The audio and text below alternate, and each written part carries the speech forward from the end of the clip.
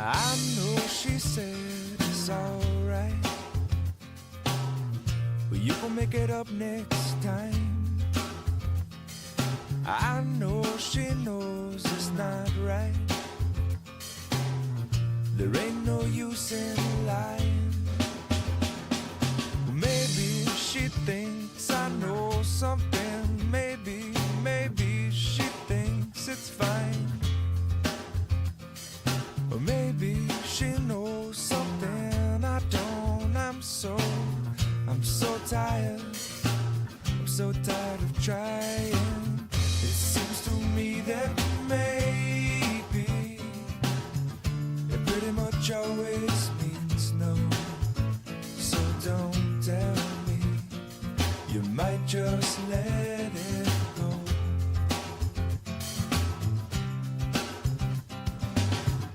And oftentimes we're lazy. It seems to stand in my way. 'Cause no one, not no one likes to be let down. I know she loves the sunrise, no longer sees it with her sleeping eyes. And I know that when she said she's gonna try, well, it might not work because of other ties. And I know she usually has some other ties. And I wouldn't wanna break them, I wouldn't wanna break them. Maybe she'll help me to untie this, but until then, well, I'm gonna have to lie to you. It seems to me that maybe it pretty much always means no.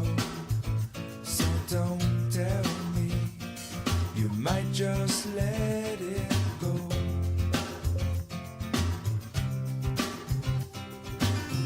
And oftentimes we're lazy. It seems to stand in my way. 'Cause no one, not no one likes to be let down.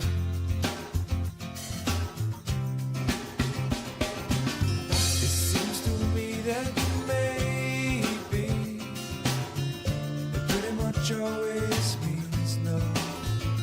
So don't tell me, you might just let it go.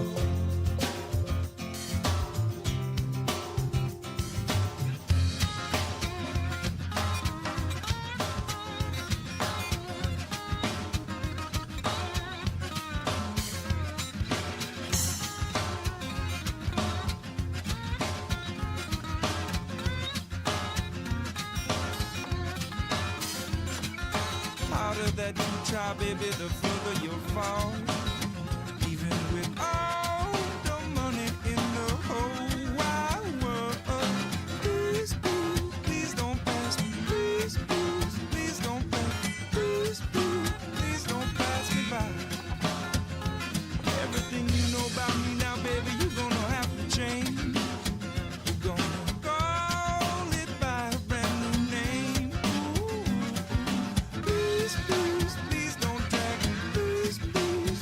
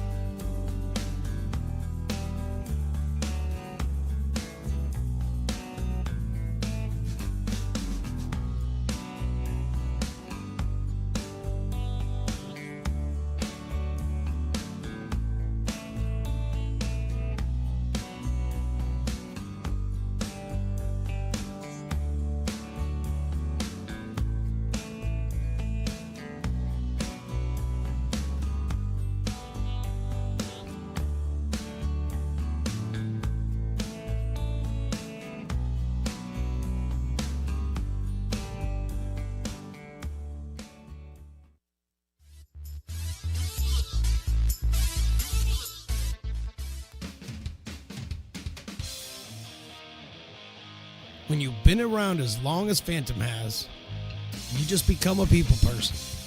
So you want to interview everybody. Now it's time for Phantom Interviews Everybody. Welcome to the Potters Pregame. Phantom Interviews Everybody. Today I had an interview I had all set up to do. His name was Ryan Stevens, but his wife won't let him leave home.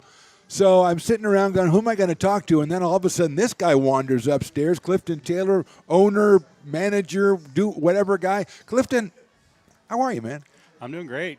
It's great to see you. Yeah, good to see you. Exciting to be down. You know, got a great weather for the 4th of July. Got a great crowd. This is great. We have a sold out stadium here. I don't think you and I have got to talk this year. We've had great crowds all season long. Capped off on Tuesday by a fantastic midweek crowd, over 1,100 people, and then this one sold out a couple of days in advance. I'm looking forward to it. And, we got the West Coast Kings in here, so not only is it a big night for everybody, the fireworks and everything, but this is a game that actually matters too.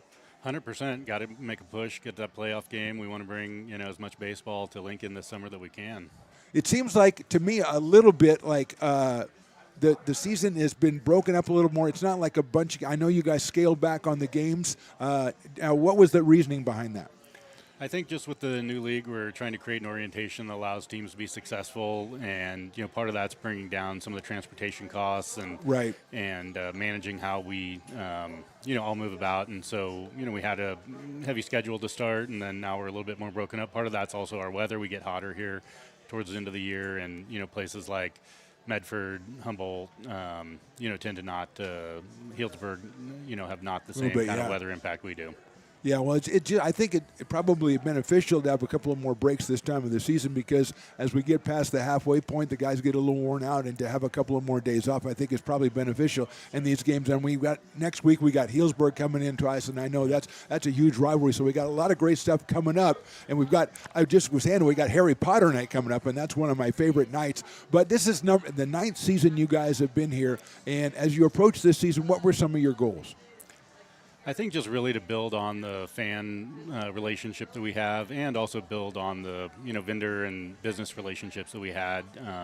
We've had so much support since the inception, but just getting sharper and being able to provide as good a fan experience as we can, give the players the best experience, and then be good partners on the commercial aspects of the business. And I couldn't be more proud of the way the team has brought everything together this year. Matt and Nolan and Ariana have done a great job. I mean, I think attendance has to be up at least 15%. That's fantastic. We've had multiple midweek nights that were over 1,000 people, which is not common based upon past years, and just we couldn't be more proud of what the guys are getting done. And we talk about this. We've talked about this every year when we've talked to you guys. Always find stuff in the off season to tweak. And I know this year you did stuff with the seats out in the Kiln area, but I think that one of the low key things I think you did that really paid off is that moving the kids' jump zone all the way out to the fence and putting the I like to call it a food court over there by third base. Yeah, it's all, there's always a little consternation on how it's going to work out when you tweak things, and you're focused on safety and making certain that that area is going to be protected. And I think thus far, that's been a good decision. Everybody's been safe and had fun, and, they're doing the water slide nights and that. But I think having the food court experience, and having everybody there, kind of creates more of a destination, kind of like the beer zone. And, kind of keeps some of the areas for people to mill and do other stuff open, which is nice to have that, especially when it comes just to getting people in and out and access. Cleaning that up, I think, has been a big improvement. Yeah, you got the brick and barrel down the first base line. You got the food. And I don't know, I'm not prejudice against anybody else who's been out here on these seasons, but the Sabores de Mexico Fat Cat combination there, I think that's a winning combination on the third base line. I say to people, when you come in, turn left, get something to eat, go over to the right side, get something to drink, go sit down. 100%. Yeah, I think they're doing a great job. All of our vendors have been great this year. We're getting a lot of positive feedback about food quality, and I think somebody was just mentioning this is the best beer selection we've had since we started, and I think the guys have just done a great job. And to that point, I think we've got coming up on Thursday, Thirsty Thursday, that dollar beer thing that they tried out a couple of weeks ago, and I think they sold over 600 beers, so not surprised to see that's coming back. Was that are you taking credit for that? I don't take credit for much, but Yeah, I mean, I think, there's certain things that we try to do to give the fans an opportunity to come here, be in the stadium economically and enjoy the experience we provide. We gave out, I don't know, probably 4,000 or 5,000 tickets at the parade today. Oh, and right, people yeah. were just clamoring Huge. for them. And, that's our goal, is get everybody out and hopefully they have a good time and then they want to come back. Well, I know that you guys have been here for 9 years. Like I said, you are into a lot of different things. You have a lot of different interests. How has it changed as far as your approach to the Potters first couple of years into what it is now in season number 9?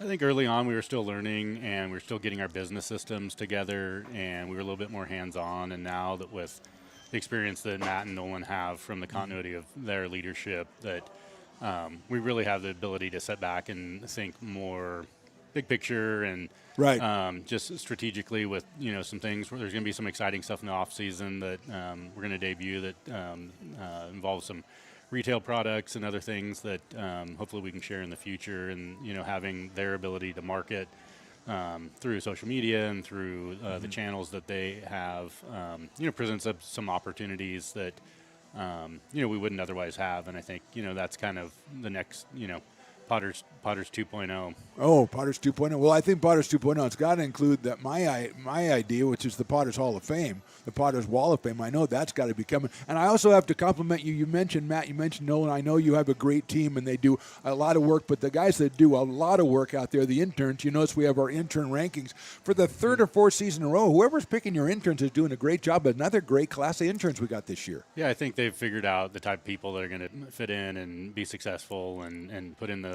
effort that we need. They're super critical, and Friends of McBean is helping us out with some of the intern administration this year, and we couldn't, really appreciate, their partnership and what they're doing down in the wine bar. And, the city's made a large contribution to them for a new scoreboard next year, so hopefully we'll be able to keep the math straight as it gets to be a little wonky sometimes. But, just a lot of exciting stuff. Well, my friend, thank you so much for coming up. Yeah, Sorry if I cut you off there, but I feel the need to thank you for employing me for the last 8 years. That's the key thing. That's what I've got you up here for, really, just to say thanks. Getting me out of the house for 8 years. No, you guys do a great job. Obviously, living up in Truckee, I don't get down to as many games as I used to, and it's fun to be able to put on YouTube and get the great commentary and the feed and watch the team. You guys do such a great job, and I think the Potters Hall of Fame is an idea we need to make. Next year is my 50th birthday, and it's also the 10th anniversary of the Potters on July 10th. And so there may be a big party here, and that might be something that we need to think about incorporating it. I'll run it up the flagpole. Fantastic, my friend. Thanks again Thank so you. much. That's Clifton Taylor, part owner. He's the owner. He's the guy that makes it run. He's the best. Anyway, thanks a lot, my friend. We'll talk again. Potters Pregame returns after this on the Stones Broadcast Networks.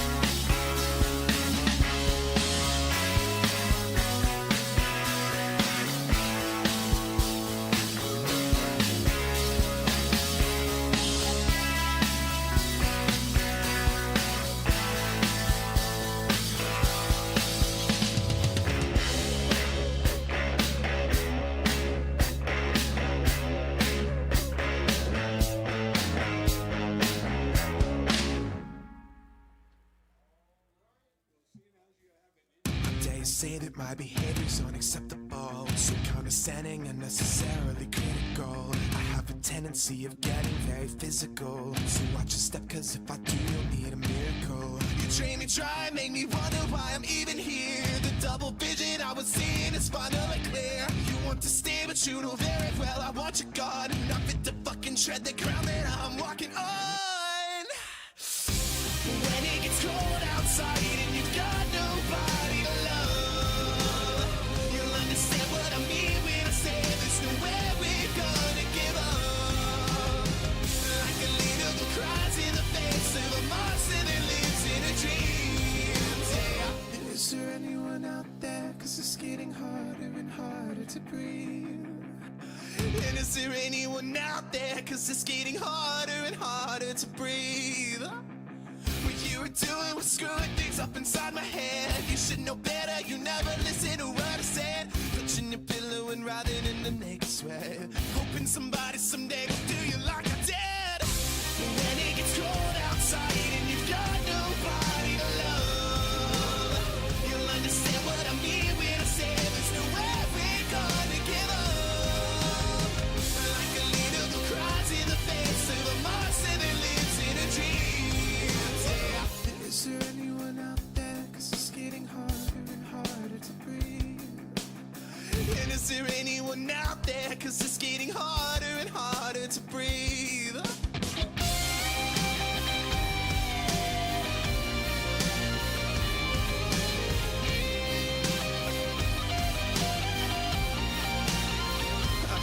Does it kill? Does it burn? Is it painful to learn that it's me who has all the control? Does it thrill? Does it sting when you feel what I bring and you wish that you had me to hold? When it gets cold outside and you've got nobody to love, you'll understand what I mean when I say there's nowhere we're gonna give up. Like a leader who cries in the face of a monster that lives in a dream. Yeah. Is there anyone out there? Cause it's getting harder and harder to breathe. And is there anyone out there? Cause it's getting harder and harder to breathe.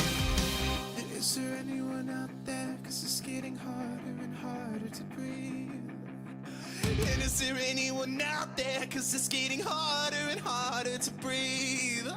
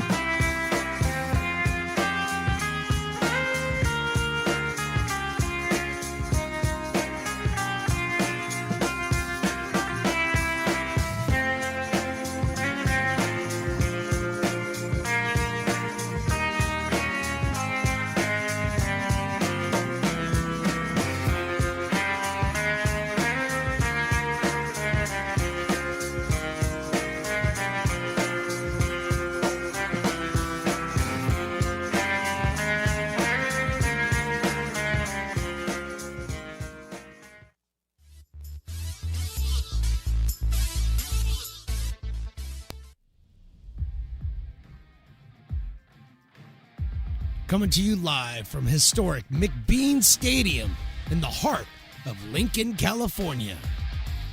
It's time for Potters Baseball. Potters Baseball brought to you by Stone's Broadcast Networks. And now let's send it up to the booth, to the legend, Mark the Phantom Lowe. Well, good evening and welcome to McBean Stadium, everybody, and happy birthday, America. Almost as old as me. We've got baseball for you.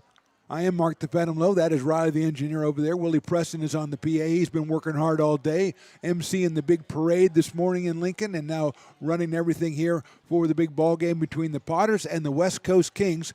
Luke Statwalker is working the point streak over there, and Brielle, who's laid up. She is laid up, knee injury, knee surgery. She's working the track, man, but she's mostly just taking it easy. I told her to take it easy today. I don't want her to overexert herself. What a day. We've got a full house out here. We've got a PEL game between the Potters and the West Coast Kings. The Potters at 5-4, the Kings at 2-6, but the Kings have won their last two outings, and they combined for 27 runs in those two games. So they are ready to take on the Potters, and Torin O'Haron, the right-hander, who will be the pitcher for the Kings tonight. We've got a lot of flags going. We've got a lot of patriotic outfits, little stars and stripes and all kinds of different configurations. And as I said, we got a full house here. We've got fireworks coming in after the game. But before that, we've got 9 innings of baseball between the Potters and the West Coast Kings. Riley, let's put the West Coast Kings batting order up on the screen, and thank you for doing that. Montero, Pudge, and Farmer, the first three. Then Martini,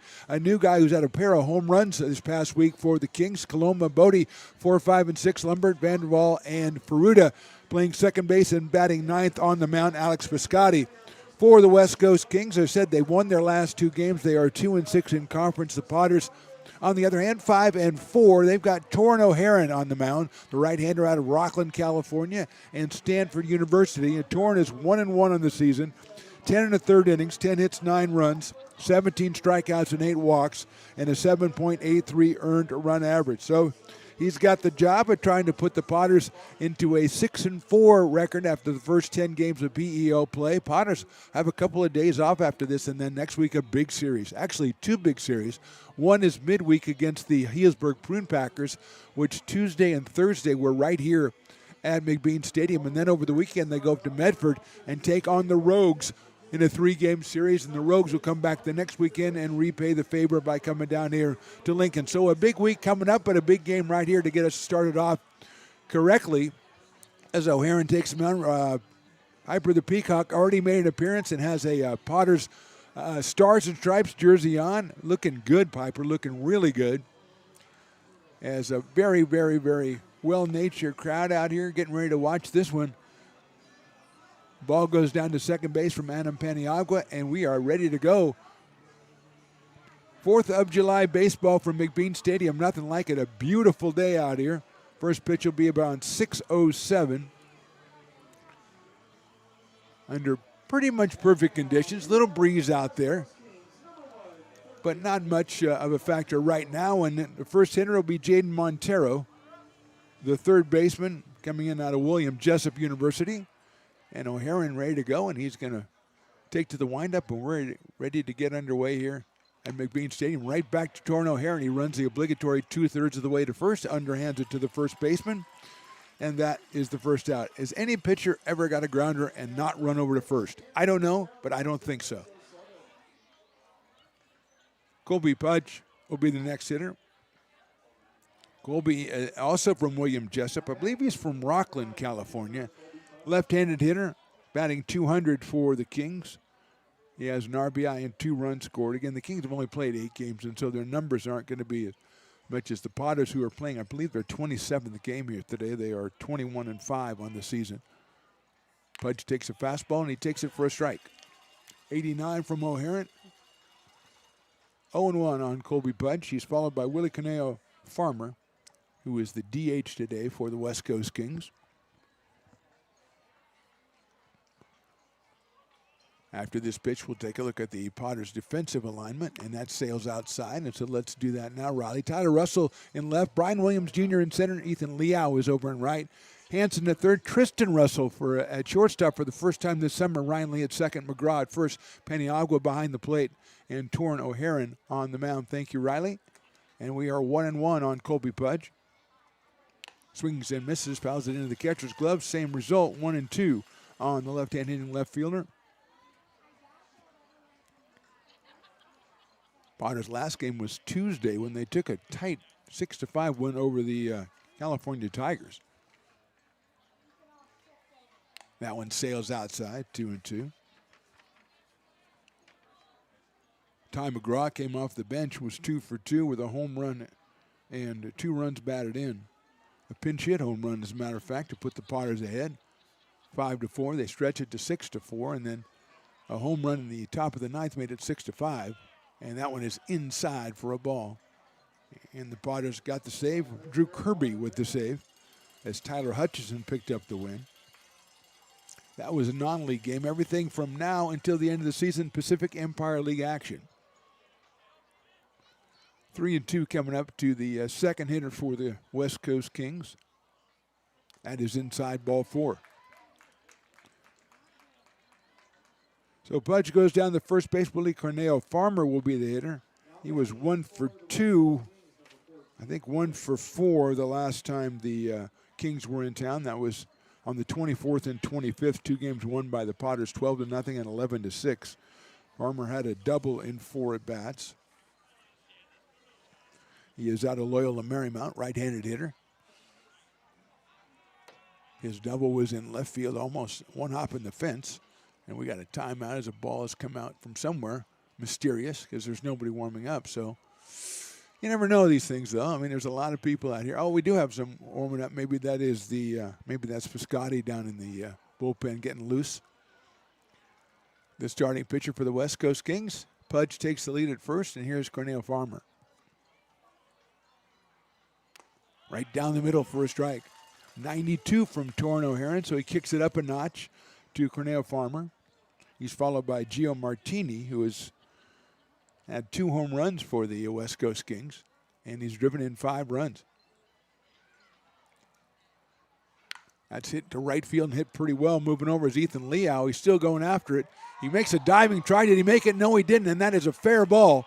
Coming around second, going to third is Pudge. Corneo Farmer falls down. He'll stay at first.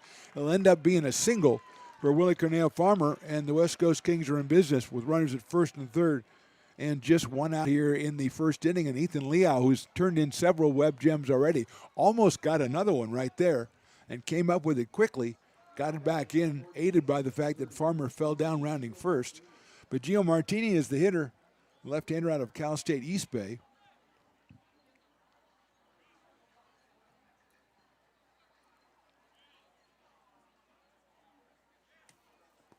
And he's up here with the runners at first and third. And one out here in the inning.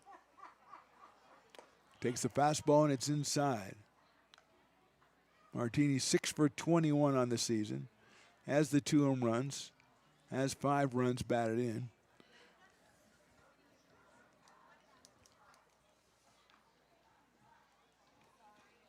Here's the 1-0 from Torrin. Watches that one in there for a strike, 1-1. 1 ball, 1 strike. Just getting started already. The West Coast Kings, who, as we said, have lost twice to the Potters the last time they were in town, 12-0 and 11-6. They're making noise here in the first. Swing and a miss. Good fastball by Torrin O'Haron. Once again up there at 92 miles an hour from the right-hander out of Rockland, California, and Stanford University. Keone Coloma is the on-deck hitter, the center fielder for the West Coast Kings. That's fouled away. Now, obviously, O'Haron can really use a strikeout here with runners at first and third, or a double play. I'll take a double play.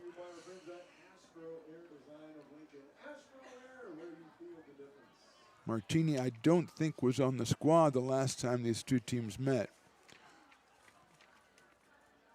No, actually, he played in the second game and was 0 for 3. Takes that one just a little bit outside. Evens the count up at 2 balls and 2 strikes. West Coast Kings wearing their familiar yellow jerseys and white pants. Potters in the Stars and Stripes jerseys, one of the more popular jerseys that the Potters have. I'm sure there's some sort of auction tonight. 2-2 pitch is fouled back over the screen, and it'll stay 2-2. I want to thank our pregame guest, Clifton Taylor, who was just up here. He wasn't supposed to be our guest. I had a guest all set up and set this up days in advance. And then I got a text about a half an hour before he was supposed to be here. Said, I can't, my wife says I can't come to the game. Ground ball out towards second base. Flip to the shortstop, over to first. That's a double play. Potters with Lee, Russell, and McGraw, and get out of the top of the first inning with no harm done. We'll go to the bottom of the first. It's the Kings nothing, Potters coming to bat.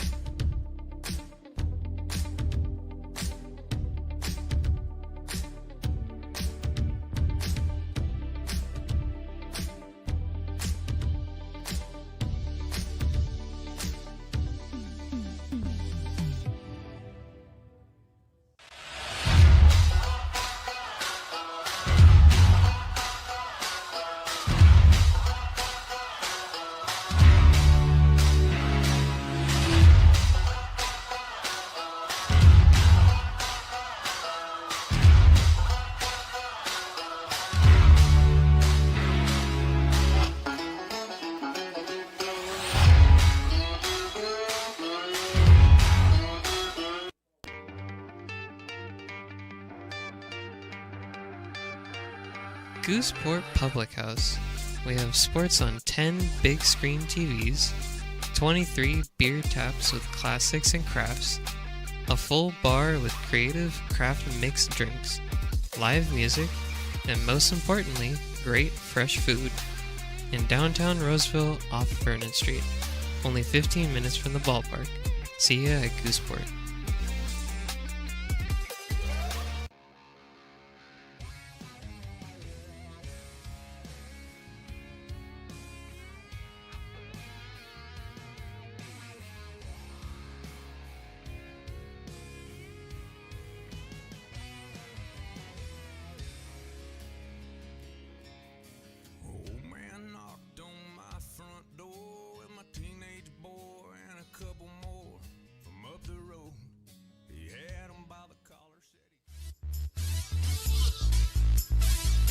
Bottom of inning number one, Potters coming to bat. They will have this lineup of Potters facing Alex Piscotti. It's Tristan Russell starting us off, then Brian Williams Jr. and Jason Hansen. McGraw hitting fourth, Peniagua fifth, Mason Belden, the new guy, is batting sixth. Liao, Russell, and Ryan Lee rounds out the starting batting lineup for the Potters. And here's Tristan Russell batting at .367, playing at shortstop today for the first time all summer. He is tied for the team lead with 3 home runs. He has 30 runs batted in, and he has scored 28 runs. Check swing, did he go? It is ball one. Out of Cypress, Texas, Mr. Tristan Russell, and newly committed. Congratulations to him for the University of New Mexico. Home of Potter legend Jeffrey David, amongst others.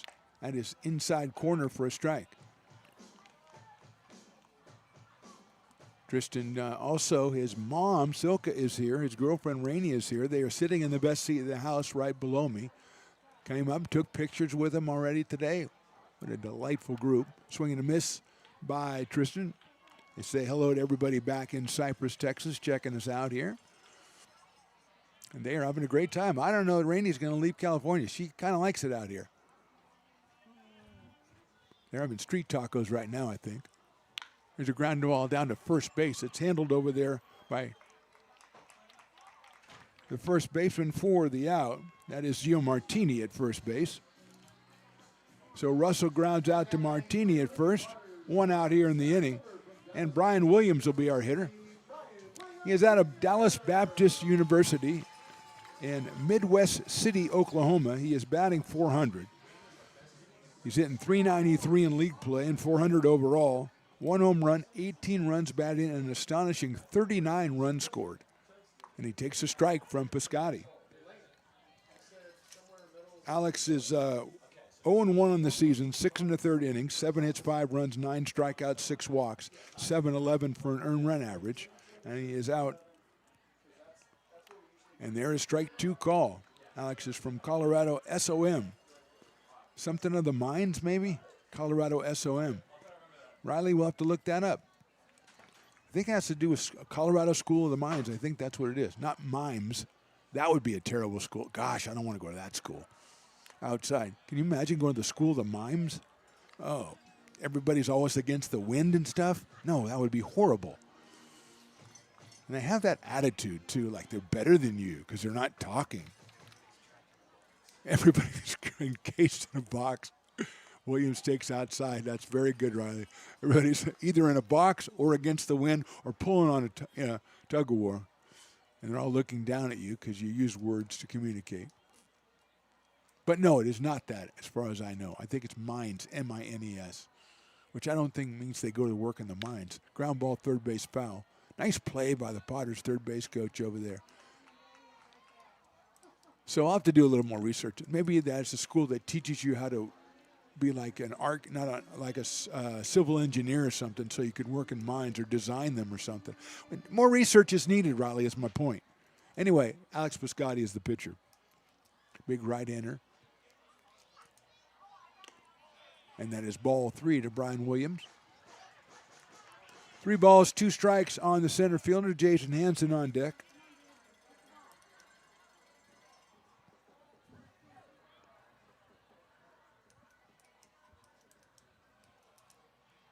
And that is call strike 3 off-speed pitch. Piscotty perfectly locates the off-speed pitch for the second out of the inning, and Jason Hansen will be our hitter. Jason playing at third base for the Padres. .333 on the season, but he's really been on fire in league play. .471 for Jason Hansen. Overall, 8 runs batted in, 25 runs scored for the third baseman out of Roseville and UC Davis. He's up here with nobody out, or nobody on, and 2 outs in the bottom of the first. Swing and a miss. Mentioned Clifton Taylor's up here. And I had a guy who was supposed to be my pregame guest. He said, my wife won't let me come to the game. And I'm like, well, my wife said I had to go to the game. In fact, she dropped me off. So there's the difference there. But Clifton was up here hanging out, and he was gracious enough to come on with us. There's a strike. 9 years of the pod. Next year, he's 50, and the Padres are 10. So that's going to be a fantastic party. Riley, you may even have to go to that party. You can be the designated driver. No, you can't. I just thought about that. Hansen takes high, 1-2. Although if you drive that car, your car, I would like to ride in that thing. Is it like a secret agent car? Is it like a DEA car or something? Oh, you can't talk about it. Okay. Line drive into center field. That may hold up for Coloma. It doesn't. It bounces in front of Keone. And he'll get it back in as Hansen singles, which leads me to remember that I didn't say let's look at the defensive alignment for the West Coast Kings. Coloma in center field, Pudge in left, Lumbert in right. Montero, Bodie, Peruta, and Martini in the infield. Vince Vanderwall on the anniversary of Oasis's first concert in 16 years, and Alex Piscotty is your pitcher. Thank you, Riley. Colorado School of Mimes, Riley. That makes me laugh. And you had them enclosed in boxes. And here's Ty McGraw, by the way. And speaking of families, Mom Tracy is here from Gardendale, Alabama. Amazing. And that's not all. Stay tuned. McGraw takes outside. His girlfriend Addie is here. Her grandmother is here. I don't know what her name is. I just call her Grandma. We took pictures. It's all over the internet. It's fantastic to meet him. But Tracy came up, introduced herself. And I said, why don't you come around, come up, we'll take a picture. And then she brought 2 more people. I said, wait a minute, you can't just bring everybody. You just bring the whole Gardendale, Alabama out here? Which is not a bad idea. We'd love to see them. They did invite me to Gardendale. I don't know if I'll be able to make it. But I'll look into it. I'll have to see what, where you fly into to go to Gardendale. Yeah, that is very important. Thank you, Riley. You will not be doing my arrangements for me. 1 ball and 1 strike on Ty. He's hitting .461 on the season. Sails high and outside. He has 3 home runs. He has 31 runs batted in. He has 27 runs scored. and he's at 438 in PEL play. So he's doing it overall, and he's doing it in league play. Adam Paniagua, the catcher, is on deck. Hansen at first for the first hit for the Potters against Piscotty. We're in the bottom of the first. They'll throw over there to Hansen. Hansen says, I'm back, man. Come on. Gio Martini covering over there, wearing number 30 for the West Coast Kings, who were winners of their last 2 outings, both against the Solano Mudcats. Potters are 5-4 in conference play. Healdsburg at 8-2 is in first place. And Medford, they've only played 6 games. They're 4-2. The Potters and the Crabs are both 5-4. That's popped down the left field line. It'll go out of play to a very crowded burn down there, a grassy knoll. So Potters are tied for 3rd in league right now, about a third of the way through league play at 5-4 with the Humboldt Crabs. Then the Kings and the Mudcats. So still up there. Potters have finished their series. They finished all 6 games with the Crabs, but they have the Prune Packers and the Rogues coming up in the next 2 weeks, and so it'll be a tough 2 weeks for the Potters. McGraw lines it foul down the left field line. Up against the fence, waited for the breaking ball and couldn't steer it fair. Might have got it down the line, might have got it to the fence. Hansen has to return to first base because that's the rules. And we'll do it again at 2 balls and 2 strikes. Just getting underway here. Bottom of the first inning, 4th of July baseball at McBean Stadium. Potters and the West Coast Kings. McGraw takes high with a fastball, 3-2. Jason Hansen will be going on the pitch here. Potters with those very sharp Stars and Stripes jerseys. They even let Piper have one. Talking to Matt Lundgren, he had an idea for a Harry Potter night that I don't know that I can repeat, but it was kind of clever, actually. 3-2 coming up. There goes Hansen, outside ball 4. Good at bat by Ty McGraw. He's at first base. Jason Hansen's at second, and Adam Paniagua is at the plate. And I was supposed to talk to Willie Preston today. Maybe I can get Willie over here sometime during the game. He was telling me about Adam Paniagua up in Humboldt hitting a home run onto the freeway, and I wanted him to tell that story because that was tremendous. But Adam is at 375, 364 in conference. He also has 3 home runs. He's driven in 17 and scored 8. He comes to us out of Phoenix, Arizona. And he takes a strike off-speed pitch. Piscotty has been really effective with the off-speed so far. Adam from Regis College, where he led the nation in home runs and RBIs in Division II. Had 100 runs batted in over the season. 0-1 now. Line drive into left field. That is down for a base hit. Hansen rounds third. There will be no throw. It's an RBI. Actually, there will be a throw, but it's very late. And Paniagua gets the RBI. The Potters get the first run. They lead it 1-0. The 2-out rally by the Potters. And Hansen scores easily. That ball kind of died when it got to Pudge in left field. He took the throw. I think at second base, McGraw was going to take. He thought that might be cut off, so he stayed put. And here is Mason Belding making his first appearance of the season. He is committed to LSU, which is a very good school. And he is out of Del Oro High School, which is also a very good school. So 2 good schools for Mason. Left-handed hitter DHing tonight. And he takes the ball. I believe he is a catcher by trade, but don't quote me on that. I don't get quoted that much anyway, so I'm not worried about it. Up here for a chance to make a pretty big impact right in the first inning as a Potter. McGraw at second, Paniagua at first. He takes high and he takes outside. It's 2-0. Ethan Liao, our right fielder, on deck. Ethan batting in the number 7 spot. Potters had 2 outs and nobody on, then a single by Hansen, a walk to McGraw, and a single by Paniagua. And now Belding up here, 2 balls and no strikes. Wonder if he knows who Mr. Belding is. There's a strike. I think Mr. Belding is the guy on Zach, what's the show? Come on, Riley, help me out. The one with Screech. All right, forget it then. I think that's Mr. Belding. I think that's his name. Swings and misses, 2-2. I blanked on the name of that show, and that really worries me.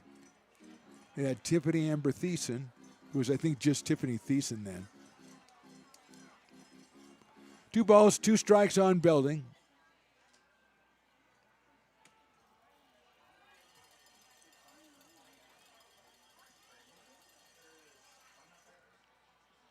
Check swing, did he go? I don't think so. The ball gets away enough for McGraw to move over to third. Staying at first was Adam Paniagua.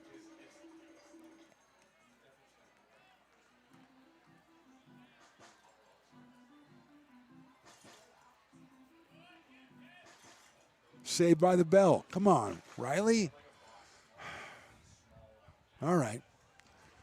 I'll do more research into Mr. Belding. Full count to Mason. He takes high. No, call strike 3. He thought it was high and outside. Called strike 3. Potter score once. We go to the second. They lead it 1-0. Hi, Bill Evans, President of the Placer County Association of Realtors. We're in the store, our conference facilities, an amazing team help us keep together an amazing organization. And we thank them all.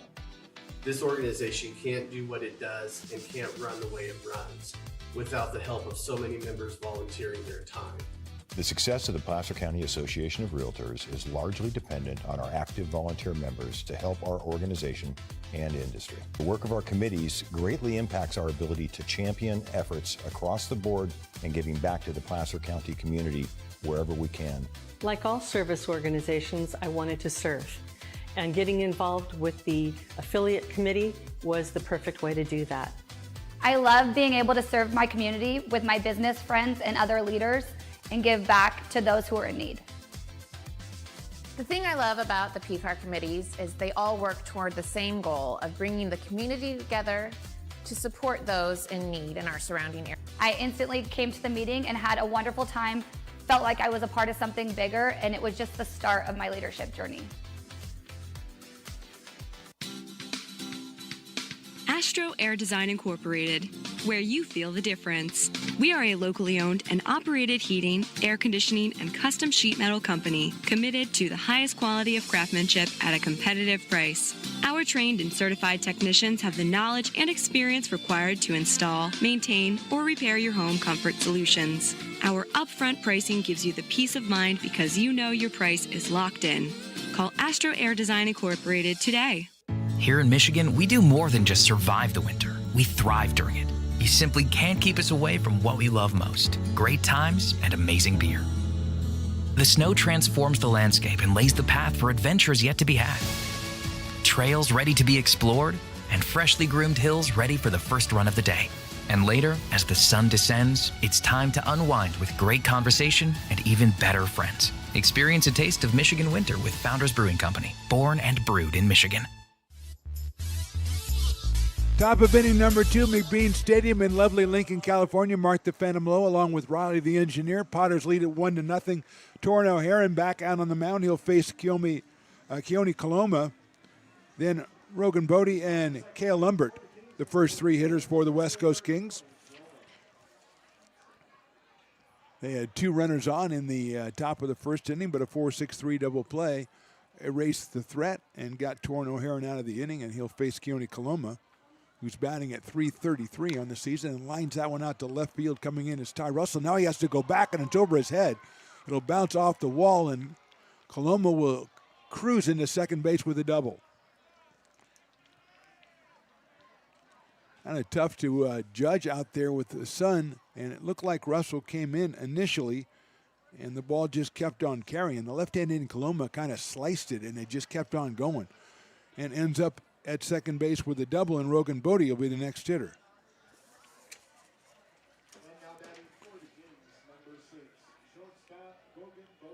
Coloma out of southeast Missouri, and now Rogan Bodie from Folsom Lake College, the Falcons. He's hitting .357 on the season for the West Coast Kings, and he takes a fastball from O'Haron outside. As a run batted in, he scored 4 runs as Rogan Bodie.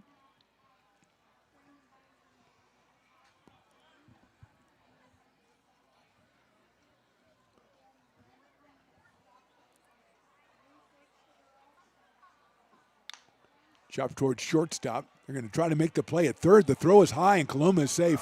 Now he falls off the bag, and he's tagged out. Slid into the bag, and he was safe, then rolled over, and he was out. Third base coach is going to talk to the umpire. It didn't look like there was any movement by the Potters to get him off the bag. Jason Hansen at third base.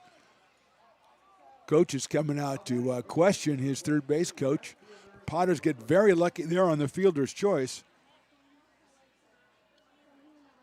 Bodie is at first base with one out, and Cale Lumbert, the hitter, the right fielder, headed for Chico State.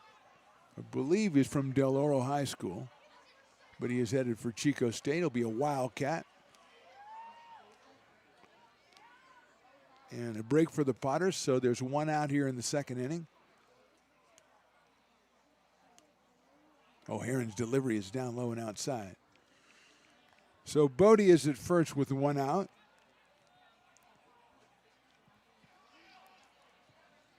Lumbert the hitter, and then Vince Vanderwall. That's in the dirt, 2-0. Adam Peniagua behind the plate for Lincoln tonight. He's already delivered the RBI single to put the Potters ahead in the bottom of the first.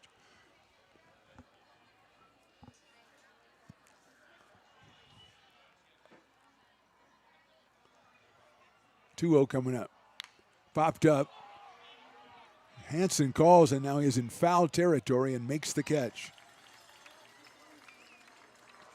So Jason Hansen with the put out in foul territory for the second out of the inning, and Vince Vanderwall will be the hitter.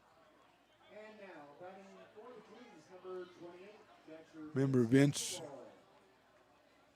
playing last Tuesday, and we talked about, Vanderwall, Wonderwall, Oasis on tour. They just played their first concert, so fitting that Vanderwall should be in the starting lineup. Last time we said that about him, he got a base hit the next time up, so hopefully that does not repeat itself. Vince takes it high for a ball. He is out of Cal Poly SLO, which is San Luis Obispo, Riley, not slow. 1-0 on the left-hand hitting catcher. Bodie with the lead at first base. Swing and a miss. Good fastball by O'Haron, right about 92, which is where he's been getting his swings and misses today. He has walked one. He's given up 2 hits. No strikeouts as yet. He had 17 strikeouts and 10 in the third innings coming in. There goes the runner. He stumbled, so he's going to go back. He was taken off. Well, Aaron has a little bit of a pronounced kick from the stretch, and I think that's what Bodie thought he could get a jump on. He might well have gotten the jump, but he became the second Kings player to slip around first base in this one. Foul back to the screen, 2-2. Very close to your cameras, Riley. I don't know why you haven't reinforced that over there. Oh, we want to say hello to Riley's dad, Stones McCoy. Maybe not watching, enjoying the holiday at home with the missus for the first time in many years. We salute him for that and hope they are having a fantastic time.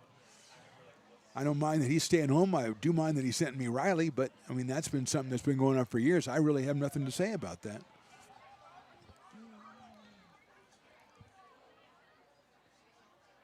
So 2-2 now.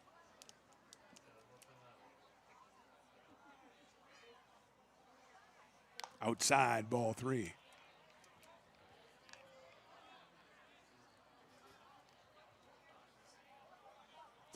That means that Bodie will be going, and McGraw looking into the dugout, seeing they want him to hold him on, but they do not. Fouled off by Vanderwall. Kevin Peruta, the second baseman, number 9 hitter on deck. Vanderwall at .333 on the summer has a home run and a run batted in and 3 runs scored for the catcher out of Cal Poly. And he has a full count here, top of the second inning. 4th of July baseball at McBean Stadium, a sold-out McBean Stadium. Ground ball hit sharply at second base. To first base goes Ryan Lee, and that is the third out.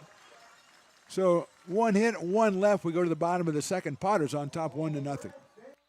Buy a personalized brick for you, your loved ones, or your business, and show everyone your commitment to Lincoln baseball. Framed and engraved by our own Lincoln High Ag program students, your brick will be featured on unique movable brick walls. Find your name in the stadium entrance for the 2024 and 2025 seasons. Then visit your brick in its permanent home inside the stadium. Bricks can be purchased here for $250. Get it now at friendsofmcbean.org. I'm Bill Spear, North Valley president of 5 Star Bank. In a time when business can feel so uncertain, we're here for you every step of the way. I know they have a lot of bells and whistles within their bank, but just the relationship piece here locally on the business side is huge for us. 5 Star treats us like we're number one. They're right there with suggestions, with help. So I have to bank with people that have our mission in mind. We're 5 Star Bank. How can we help you?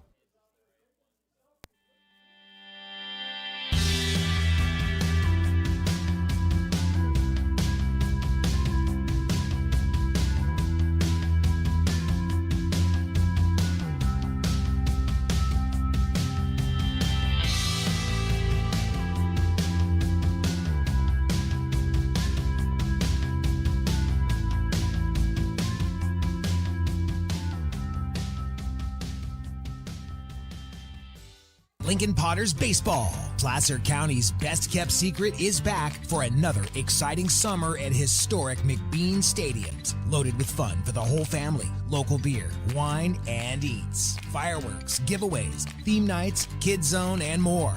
Come join in the fun and enjoy small-town baseball with Major League Entertainment. Tickets on sale now at LincolnPotters.com. Lincoln Potters Baseball. Come on out and join in the fun.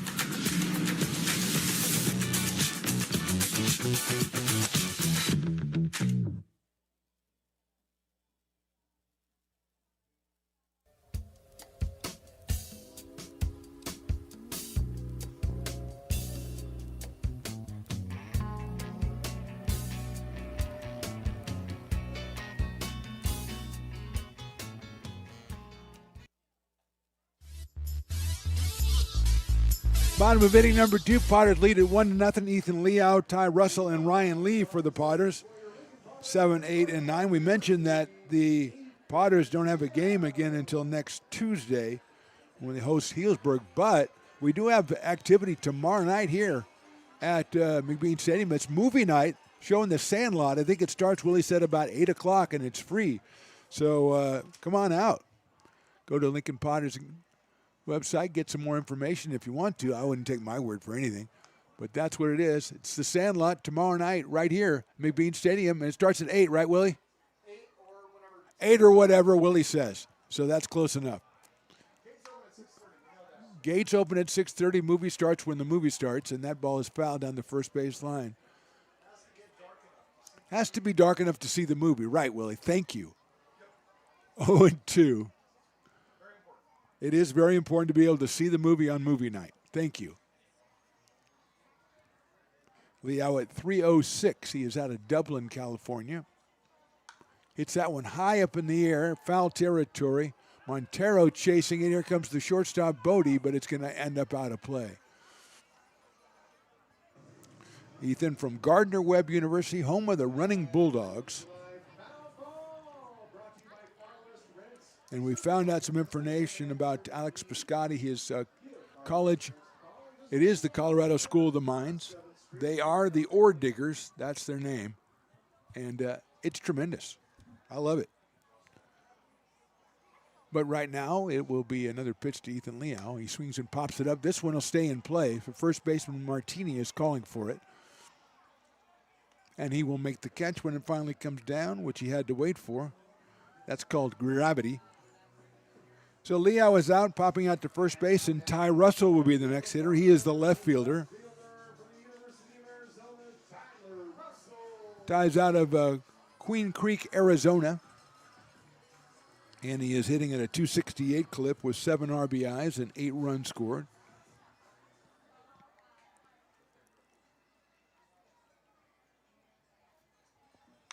He's a sharp grounder out to second base. That's Peruta over to first for the out. So quickly 2 outs here in the Potters' second, and it'll bring up the number 9 hitter, Ryan Lee. Ryan out of Sunnyvale, California. And UC Davis came in listed as a catcher, but the Potters have a lot of catchers now, so he's now an infielder. He's played third, he's played second. He is playing second base tonight, hitting 185 on the year. He does have a home run and 6 RBI.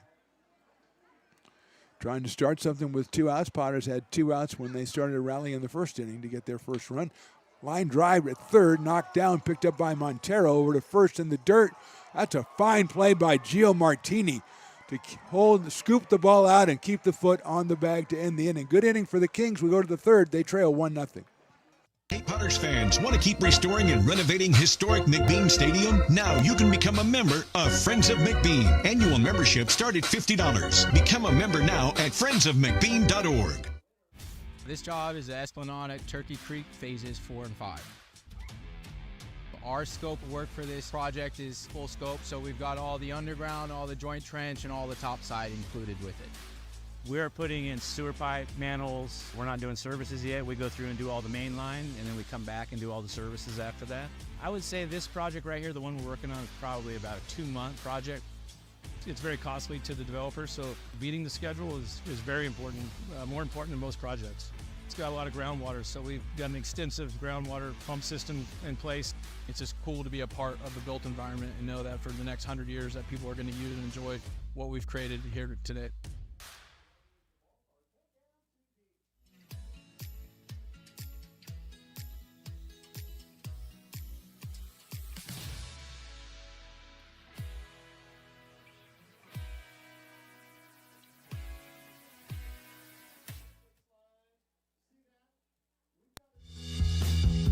If you're in need of a seasoned DUI attorney, contact the law office of Samuel D. Burns Incorporated. We are familiar with the laws surrounding your case, and we will work diligently to minimize the negative impact following a DUI charge. With a proven track record, Sam Burns works on your behalf to provide a positive outcome. He's been able to save his clients' driver's licenses and negotiate more favorable terms. Visit our website.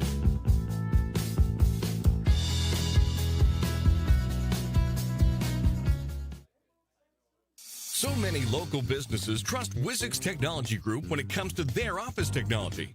Wizix is a full-service local... Top of inning number 3 from McBean Stadium. Potters lead it 1-0. It's Kevin Peruta. And then the top of the order, Jaden Montero and Colby Pledge. Peruta, the second baseman, hitting 182, and he is our dueling dogs batter, which means if he strikes out, that means it is half off dueling dogs down the first base line at the Brick and Barrel backyard. And first pitch is on the corner for a strike from O'Haron. 92 from Torrin, who's given up 2 hits in 2 innings.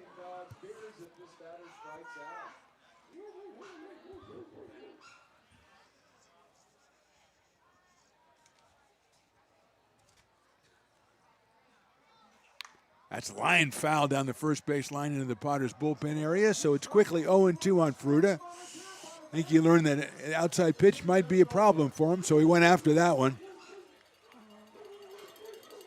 which was actually a pretty good pitch around the outside corner. First one might have been a little outside. It was called a strike, so it's 0-2 on Kevin out of Contra Costa College. Lines it into right field. Moving over is Liao and makes the catch. I think he might overrun it, but Ethan made the play. He knows what he's doing out there, so Phantom, leave him alone.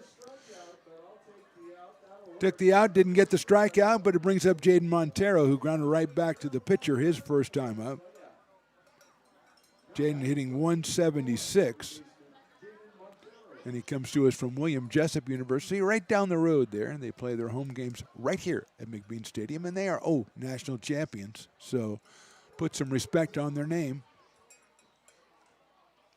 Outside to Jaden Montero, 1-0. Colby Pudge, the on-deck hitter, also from William Jessup, out of Rockland.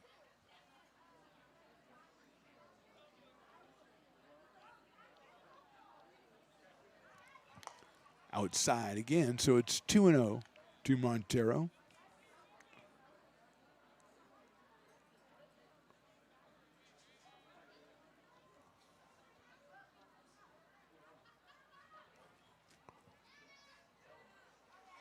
That one low and outside, 3-0. Kings had 2 runners on in the first inning, then a double play wiped that out. Second inning, they had a chance to have a big inning, but they had a runner thrown at third, Coloma, after he overslid at third base and was tagged out by Jason Hansen. Strike one, 3-1.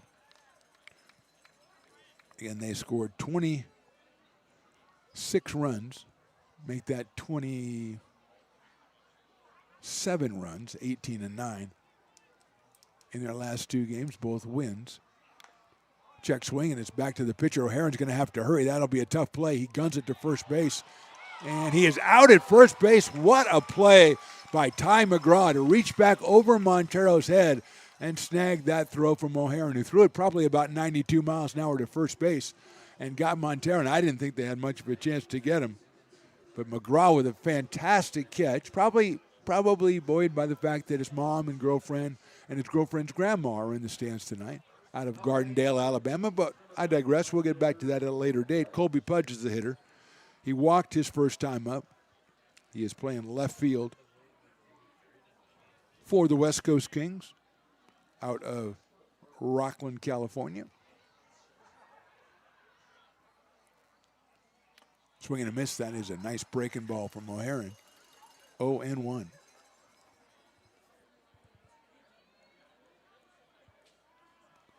Potters 5-4 in PEL play. Fastball misses. It gets a little busy, as we said, next week. 3 games midweek against Healdsburg. Tuesday and Thursday we're here. Make arrangements to come out 6:35 first pitch. Got a Brews Day, Taco Tuesday, $2 general admission on Tuesday, and then Thirsty Thursday, $1 beer. Not all beer, but they're pouring a $1 beer down at the Brick and Barrel. 635 were consumed last time. So they said, let's bring that back. That seemed to be successful. Who knew that $1 beer would be successful? I did. That is a nice looking pitch, but it's outside. That'll be 3-1 on Colby Pudge. O'Haron has a walk. That was to Pudge back in the first inning. Strike 2. 3-2, and Torrin gets it up to 93 there. That's, I think, the highest today for the right-hander out of Rockland, California.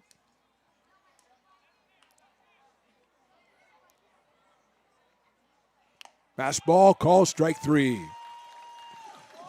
Good inning for Torrin O'Haron. We go to the bottom of the third inning. Potters lead this one 1-0. Lincoln provides all the charm of a small town, yet still provides access to excellent local medical care. At Lincoln Urgent Care, you can find expert services and a compassionate staff available 7 days a week. A friendly front desk staff will welcome you when you come into our brand new facility. Your wait time will be minimal at our walk-in clinic, unlike the emergency room. From broken bones and lacerations to allergies, flu shots, and illnesses, we treat a variety of urgent medical conditions. What sets us apart is not just our central location in Lincoln, but the convenience of our extended hours, including weekends. We've become Lincoln's first choice for urgent care because we treat patients of all ages for a variety of conditions and take most insurances. We're proud to be an approved provider for veterans and welcome in our military patients. From our family to yours, we're here when you need us.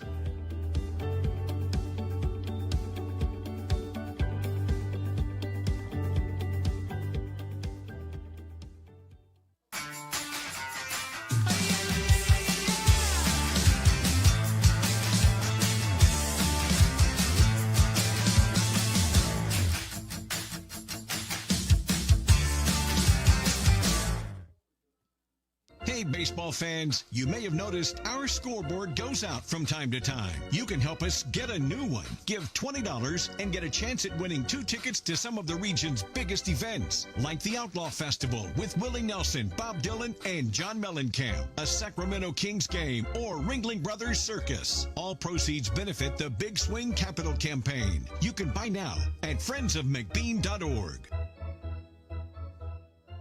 Hey everyone, this is Alex with the Downtown Lincoln Association. We're super excited to kick off Lincoln Loves Local, a new campaign designed to spotlight amazing businesses that make Lincoln so unique. We partnered with Dalila from UN Social Agency to create short, high-quality videos that help. Bottom of inning number 3 be the top of the order for the Padres. Tristan Russell, Brian Williams Jr., and Jason Hansen against Alex Piscotti, who has given up 2 hits and 1 run. He has struck out 2. He has walked 1 at a 1-2-3 bottom of the second, so he comes out here. Russell, who grounded to first base his first time up, takes a fastball and it's outside. Tristan's mom, Zoka, is here. Girlfriend Rainey, who really enjoyed today's parade. The Lincoln Potters, part of the Lincoln 4th of July parade. Russell hits it high in the air to center field, moving over as Coloma into left center. And he'll make the catch in medium deep left center for the first out. So Russell 0 for 2 so far in this one, and it'll bring up Brian Williams, who took a called third strike his first time up. The center fielder out of Midwest City, Oklahoma, is hitting .400 on the year and .393 in conference play before today. And yes, it's true, Midwest City, Oklahoma is right in the middle of Oklahoma. It's true. He chops that one foul, but it was named Midwest City because of the Midwest Air Force Base that was going to be built there, but they changed the name of the Air Force Base after it was built, but kept the name of the city. They named it after some general of the Air Force Base, which they are prone to do. But they just said, Midwest City is a good name. Williams takes high with a fastball from Piscotti at 88. Alex out of Colorado School of the Mines, which is a premier engineering and applied science university for 150 years. So there you go. That's the story behind that place. Williams takes a nice looking breaking ball and it's called strike. 1 ball and 2 strikes on Brian. He has 1 home run. He's driven in 18 runs, and he's scored 39 runs. Upwards of 20 stolen bases as well on the season for the center fielder. Swings and misses, and he's down on strikes. So Piscotti gets him for the second time. 2 outs here in the 3rd inning, and Alex has retired 6 in a row. That is his 3rd strikeout, and here's Jason Hansen, who singled with 2 outs back in the bottom of the 1st and eventually scored on the Paniagua RBI single. So Jason is 1 for 1. Came in hitting .471 in PEL play, .333 overall. Scored his 26th run of the summer back in the 1st inning. Right-handed hitter out of Roseville, California against Piscotti, and he takes a strike. 0-1. 89 for the right-hander. To take an 0-1 advantage in this count as Ty McGraw comes out into the on-deck circle. Or maybe he was already there, I just didn't notice him. Hansen takes, and that is ball 1. 1-1. Just a little low on that one to Jason Hansen. He looked it all the way in. Here's Spencer for hire. He's just wandering around. That pitch is in there, off speed, 1-2. So Piscotti has found the groove here. He had one little stretch where he got a base hit, walked a guy, and another base hit, but other than that, he has been really good out here this afternoon or this evening. Hansen hits it in right center field. That is down for a base hit. Jason's rounded first. It's picked up in right by Lumbert. He has a strong arm. The throw's not in time. Head first slide. Jason Hansen is 2 for 2, and the Potters have a runner in scoring position with 2 outs here in the 3rd inning. 3rd hit for the Potters, 2nd for Jason. Perfectly placed. Lumbert, a pitcher, has a strong arm, but he had to go a long way to right center to pick that one up by the fence, and his throw was a little bit too late, and here's Ty McGraw.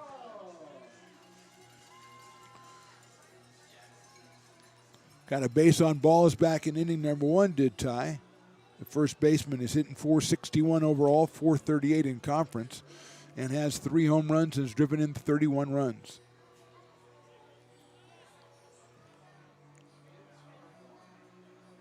His mom was saying that he thinks they might have trouble getting him to come back to Alabama because he's out here in Lincoln playing ball all the time, no school, don't have to worry. His host family's taking great care of him. Not really a lot of incentive to come back, although I'm sure there's, Gardendale obviously has its charms, and he has to go back to Troy and do some more mashing on the baseball team there. But she made a convincing case, I will say that. It's like Dimitri Perry is warming up in the Kings bullpen. He was warming up, I believe, before that base hit by Hansen, so he was loosening up most of this inning. Dimitri out of Westmont College. I believe he pitched the last time we saw the Kings back on the 24th. Saw him on the 24th and the 25th, but he pitched on the 24th. 1-0 now to McGraw. Hit down the left field line and out of play. He's had some really good hacks against Piscotti, but both times hit the ball down the left side and evens the count at 1 ball and 1 strike.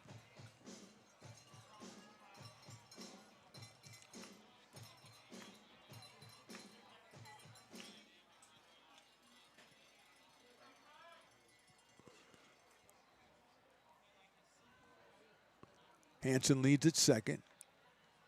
McGraw swings out of his shoes at an off-speed pitch, and it's 1-2. And Vanderwall's going to go out and talk to his pitcher.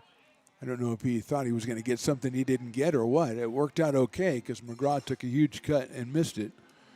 But Vince is going to go out and talk to Piscotti and make sure they are on what we call the same page.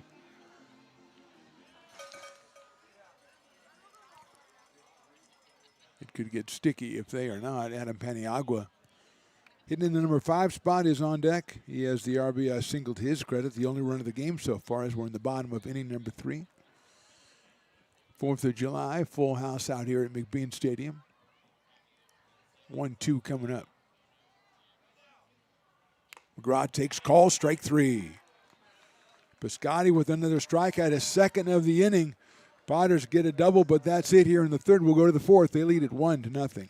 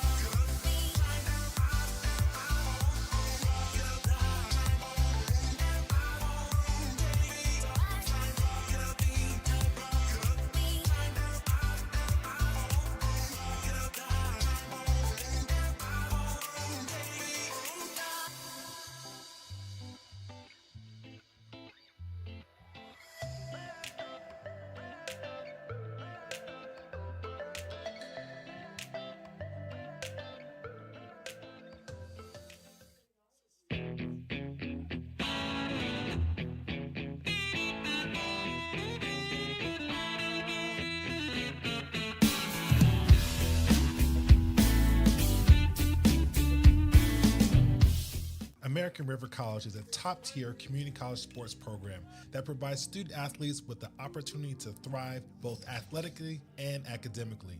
ARC Athletics is currently ranked 5th in the state and 2nd in Northern California. With over 19 sports programs, our athletes compete with the region's best athletes. Our diverse and dedicated coaching staff helps athletes develop the skills necessary to compete at the next level. Start your community college athletics journey with us. American River College, Sacramento's best athletic program. Go Beavers.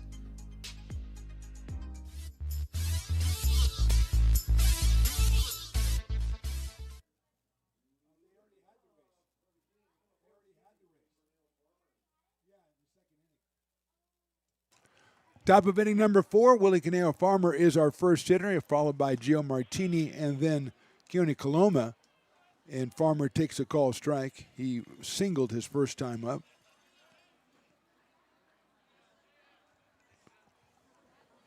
out of Loyola Marymount University, so he is 1 for 1. Came in at 368 for the Kings, and he takes a ball, so it's 1-1. He has 2 home runs on the season, 4 RBI. Again, Kings only with 8 games under their belts.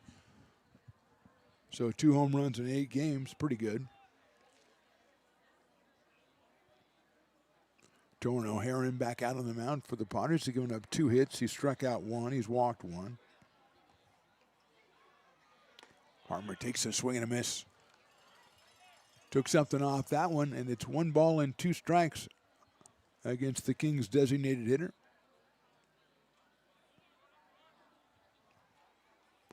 (1-0) top of the 4th inning here from McBean Stadium. Check swing, did he go? I don't think he did. They're going to ask, and he said, nah. Umpire agrees with me, but I am not popular around here. Well, I'm not popular anyway, but I'm not popular because I espoused a very contrary view to what most Potter fans were hoping would happen.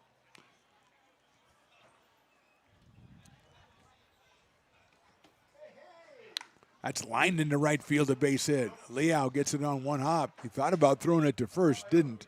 But Farmer has his 2nd straight hit. 3rd hit for the Kings, and he'll bring up Gio Martini, who hit into a 4-6-3 double play his first time up, as Riley gets his pizza, and he has changed his mind. Longtime listeners will know that Riley went from the pepperoni pizza and went over to the cheese pizza because he said he thought there was more sauce on the cheese pizza. But he found out last time it wasn't. No scientific fact or anything. It just wasn't. He said, last time I went there, the cheese didn't have any sauce. I don't know what happened. Which is exactly how he sounded. But anyway, it doesn't seem to bother him because that one piece is the largest piece of pizza I've ever seen in my life. Giant piece of pizza. Fastball is down low. 1-0. I mean, when Luke Stoutwalker goes to get the pizza for you, he gets giant pieces of pizza.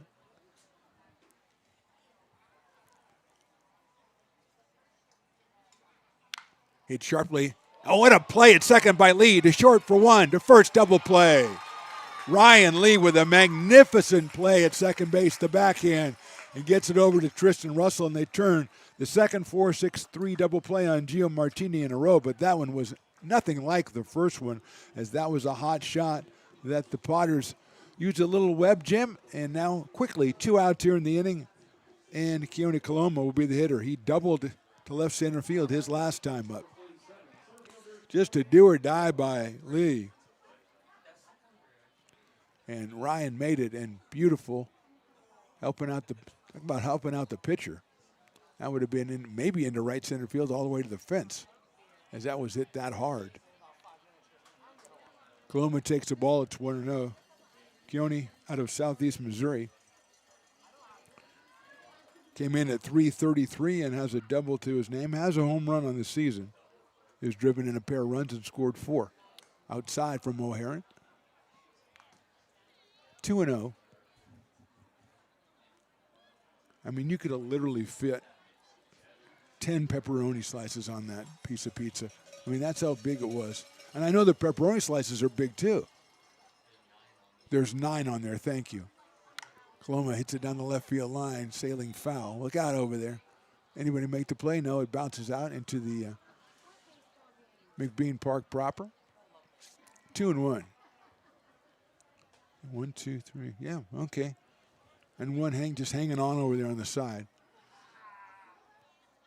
So any problem with the picture for the next 10 minutes or so is because Riley has a greasy handful of pepperoni. But he never lets that affect his performance. Sharp grinder into the hole, into right field, a base hit. So that play by Lee even bigger now as Coloma comes up with his second hit. 4th hit for the Kings. 2 by Farmer, 2 by Coloma, and Rogan Bodie will be the hitter. Fielder's choice for Rogan his first time up. Hit a ground ball to shortstop, which Russell threw to Hansen at third to try to get Coloma. They didn't at first, but then Keone's slide took him over the back, and he was tagged out. It was a nice block by Peniagua on a ball that was headed back to the backstop, so it's 1-0 on Bodie from Folsom Lake College, batting at .357 on the summer. with an RBI and 4 runs scored.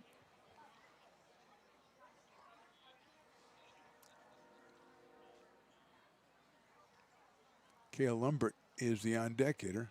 Bodie swings and misses at that one. 92 from O'Haron.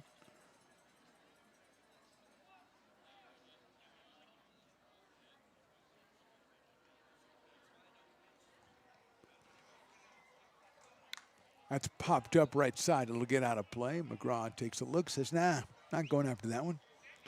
1-2.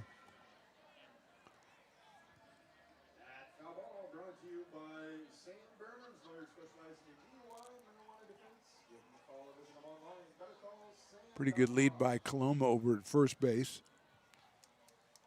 1-2 pitch coming up to Bodie. Swings and misses. He got him on strikes. So a great play by Ryan Lee highlights the top of the 4th. We go to the bottom of inning number 4. Potters 1, Kings nothing.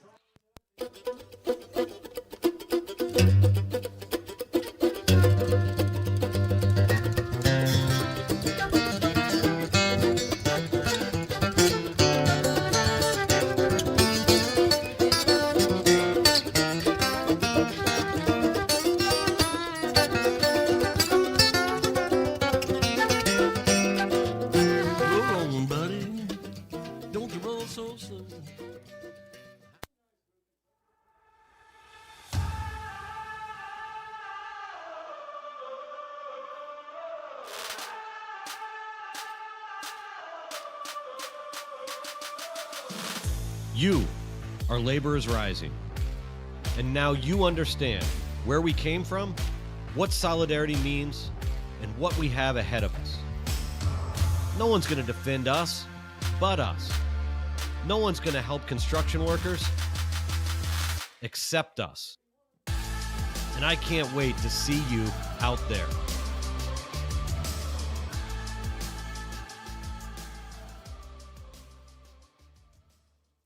Potters fans, want to keep restoring and renovating historic McBean Stadium? Now you can become a member of Friends of McBean. Annual membership start at $50. Become a member now at friendsofmcbean.org. When it comes to your home's maintenance and repairs, Jeffers Resource Group has you covered. Our handyman services offer a comprehensive range of expertise, from minor carpentry to drywall, electrical and flooring for property managers, landlords, and renters alike. We ensure that every job is completed to the highest standards, so you can have peace of mind. Contact us today to discover how Jeffers Resource Group can help keep your home in top shape.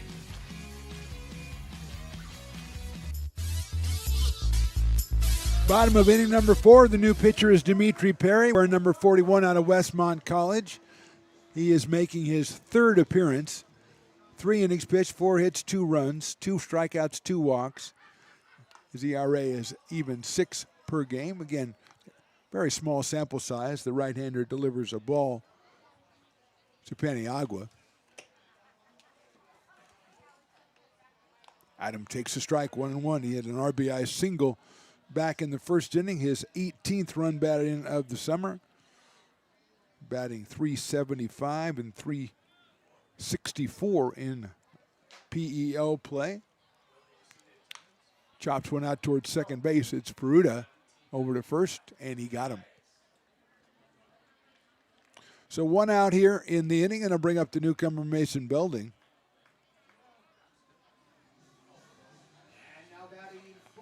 I was looking up the whole Saved by the Bell thing, and I got down a rabbit hole with Tiffany Amber Thiessen, so I just had to get out of there. But Mason struck out looking his first time up. Out of Del Oro High School. He is an LSU commit, which is pretty darn impressive.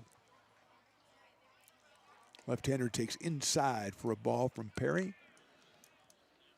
3 hits for the Potters on the evening, 2 of those in that first inning, and 2 of them by Jason Hansen. Belding takes a ball, so it's 2-0. He's followed by Ethan Leo.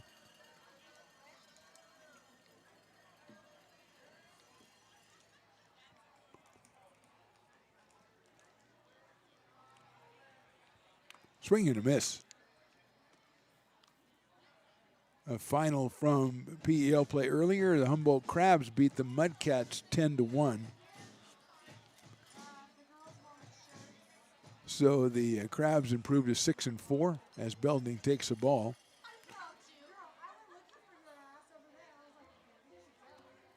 Healdsburg played the AE Express today, and they're leading the Express 11-7.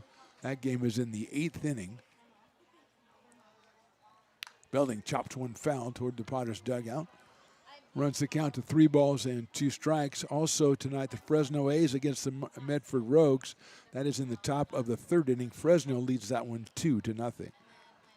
So 2 PEL games tonight. One was won already by the Crabs. The other one is right here. Belding swings and fouls it off. So it stays at 3 balls and 2 strikes with Ethan Leal waiting. His turn in the on-deck circle. Potters with the very cool Stars and Stripes jerseys tonight. I think it's probably because of the 4th of July. That's my intuition tells me that. Belding takes outside and he walks. So Mason will go down to first base. And with 1 out, Ethan Leal, who popped out to first base, will be the hitter. Ethan out of Dublin, California, batting at .306. 0 for 1 today. He does have a home run on the season.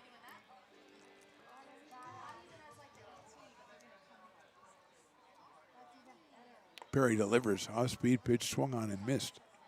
0-1. Montero at third, Bodie at short, Fruit at second, and Martini at first, with Pudge, Coloma, and Lumbert in the outfield, with Vince Vanderwall behind the plate. And Leal takes down low, and Vanderwall thinks about throwing to first base, thinks better of it. And the count evens up at Ethan Leal, 1-1.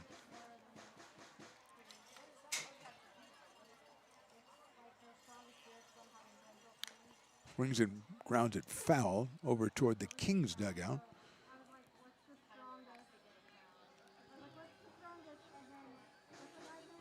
Piscotti, 3 innings pitched, 3 hits, 1 run, 1 walk, and struck out 4. Alex was pretty impressive, I thought, in those 3 innings of work.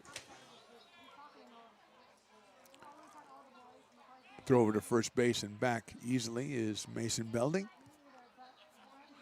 And now Dimitri Perry takes over for the West Coast Kings, looking for their 3rd win in a row as they come off 2 against the Mudcats. That's outside. It'll go all the way back to the backstop. The wild pitch will allow Belding to go down to second base, put himself in scoring position with a count of 2-2 on Ethan Leal. Potters not in action again here at McBean until Tuesday. But remember, tomorrow night, 6:30, the gates open. Movie night. The Sandlot is the movie. And it starts when it gets dark enough for it to start. That's as precise as I can make it, but it's going to be a lot of fun out here. Movie nights always are. And then the Prune Packers come in next Tuesday, next Thursday, 6:35. Get your tickets now. It'll be some great baseball. The Prune Packers atop the PEL at 8-2.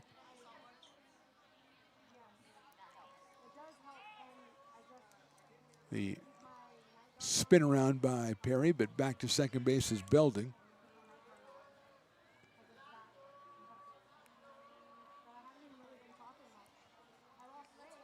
Leal takes outside, so he's worked the count all the way to 3-2. 1 out here in the 4th. Paniagua opened up with a ground out to Fruita at second.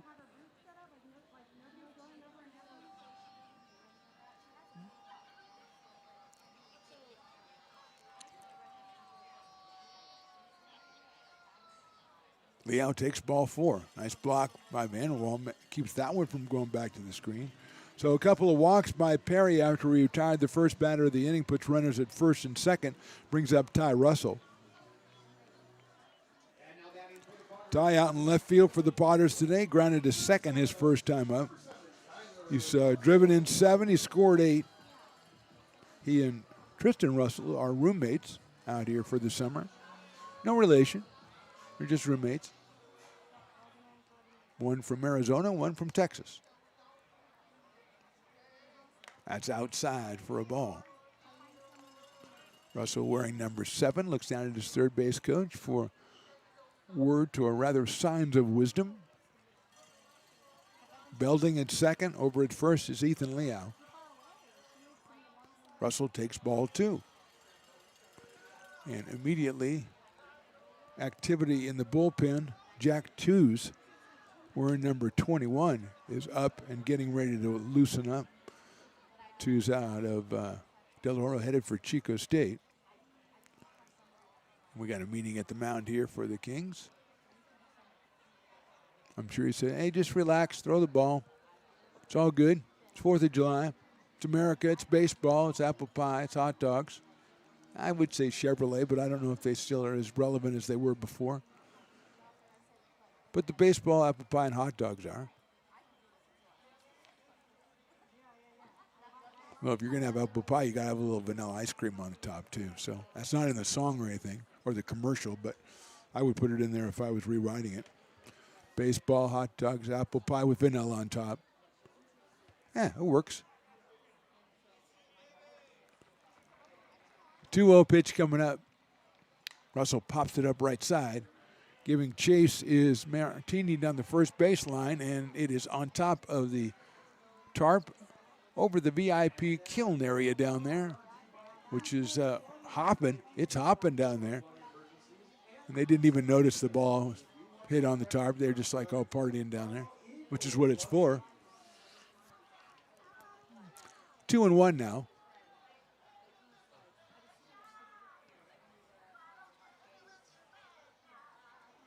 Russell takes call, strike 2.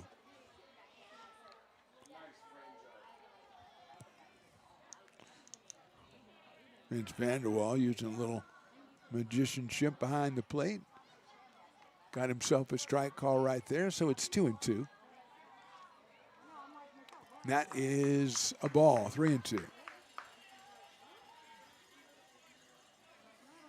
Ryan Lee on deck. Came up with the defensive gem in the top of the 4th. See if he gets a chance to do so offensively here in the bottom of the 4th.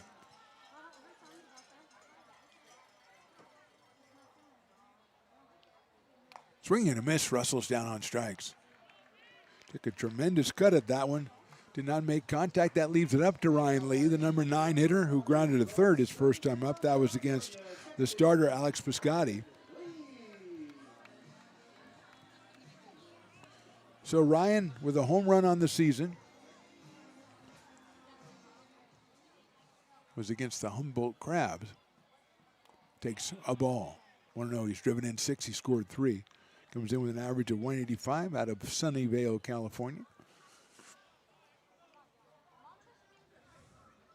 And UC Davis.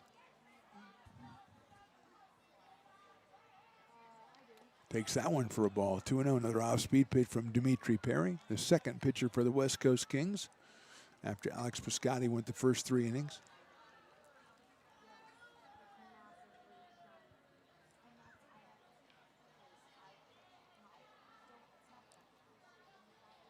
And Lee will take outside 3-0. Looks down at the third base coach. Probably says, if you like it, hit it. Summer ball, man. Tristan Russell is on deck. That's ball 4. So Lee takes 4 quick ones. 3 walks have loaded the bases here and set up this scene for Tristan Russell, who has a grand slam. In fact, does he have 2? No, he only has 1 grand slam. He has 3 home runs. He's hitting .367, but he has grounded out and flied out here today. Those were both against Piscotti. A grounder to first in the first inning and a fly to center, or left center, in the third. And he's up here for the first time against Perry with the bases juiced and 2 outs. High fly ball right field. Not deep, moving in is Lumbert. Still moving in, and he'll make the catch. So the Potters load the bases, get nothing out of it. We go to the top of inning number 5. They're still on top, 1-0.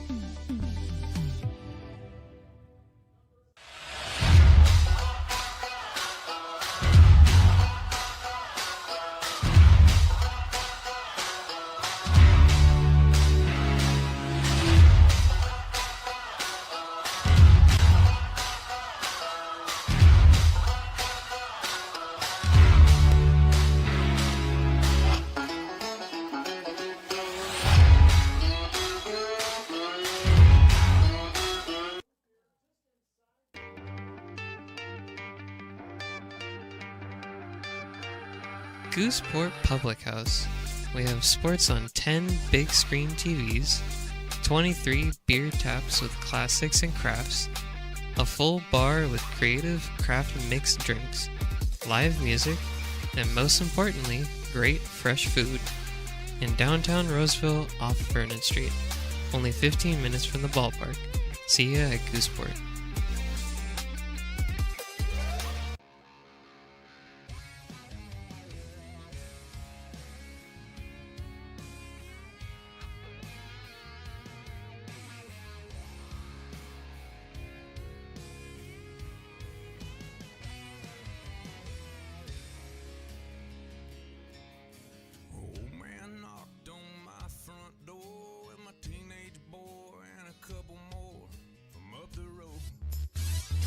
Top of inning number 5, Cale Lumbert will be the first hitter for the West Coast Kings. Torrin O'Haron still out on the mound for the Potters.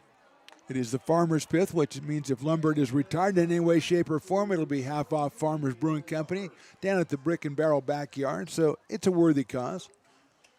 Lumbert popped out to third base his first time up, so he is 0 for 1. Headed for Chico State, and he takes a strike. 0 and 2.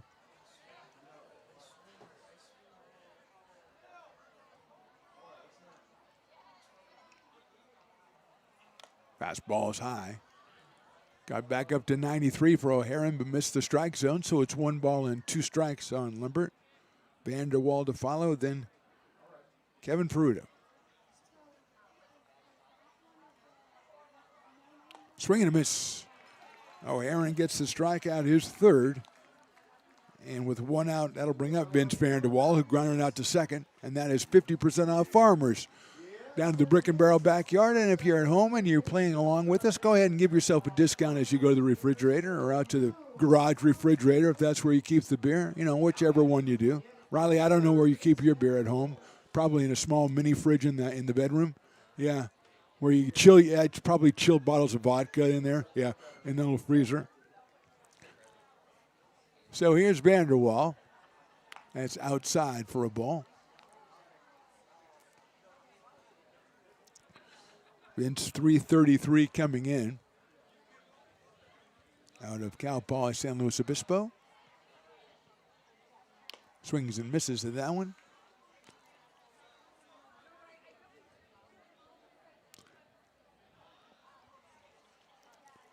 Umpire says, I'm going to clean off the plate. That was a really mighty swing, and I want to commemorate it, so I'm going to go clean off the plate with my foot, and then we'll go back to action. 1 ball and 1 strike. Little breeze blowing out here now. Not really moving the flag around too much. As O'Haron misses with that one. Potters, looks like they're about to get somebody ready to get up, as this is Torrin's 5th inning. He's given up 4 hits over the first 4 1/3. He struck out 3. He's walked 1. That one is down low for a ball.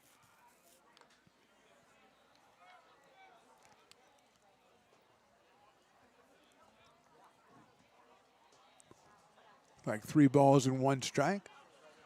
We got time called. Does a ball get out of the bullpen of the Kings?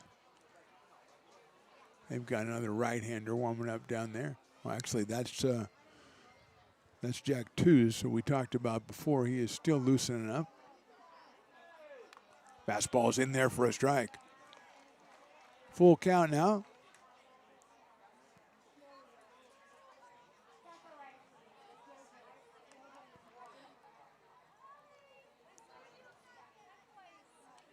And that is ball 4.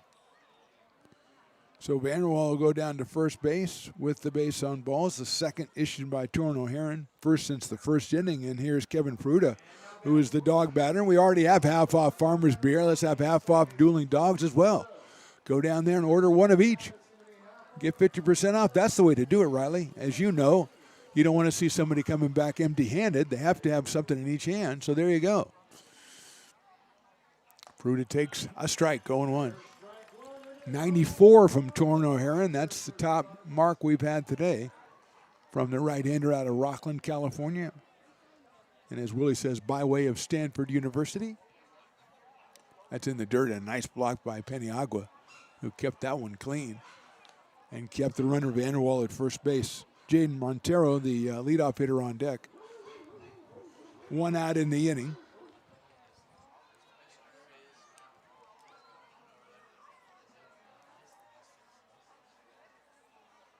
Sharply hit to the right of second. Into center field, a base hit. Rounding second, staying there is Vanderwall. Just eluded the glove of the diving Ryan Lee, but it's a clean single for Peruta. 5th hit of the day for the Kings, and they're back in business with runners at first and second, and the top of the order, Montero, the batter. He is grounded back to the pitcher twice. The first time, actually, it looks like we might have a pinch hitter. It's A.J. Martinez coming up. So Martinez will come up to bat here in the top of the 5th inning.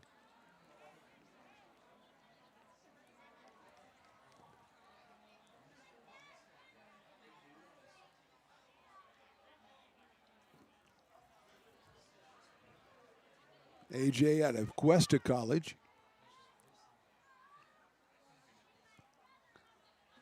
Takes outside for a ball.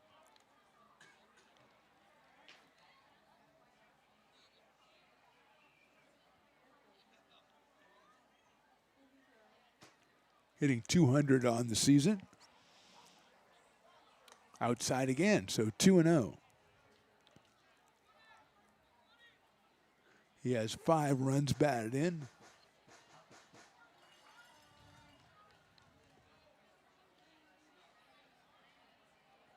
And he scored 3, as we're going to have a meeting at the mound. Nate Kujawski, the pitching coach for your Lincoln Potters, will go out and talk to Torno here. And he struck out Lumber to start the inning, but then a walk to Vanderwall and a sharp single by Peruta up the middle. Put runners at first and second. He's fallen behind 2-0 to the pinch hitter A.J. Martinez. And the Kings take advantage of this to have a little meeting at the mines themselves with their base runners. And the umpire says, okay, everybody's had enough meetings. It's time to get going here. And now you're going to have maybe a pinch runner.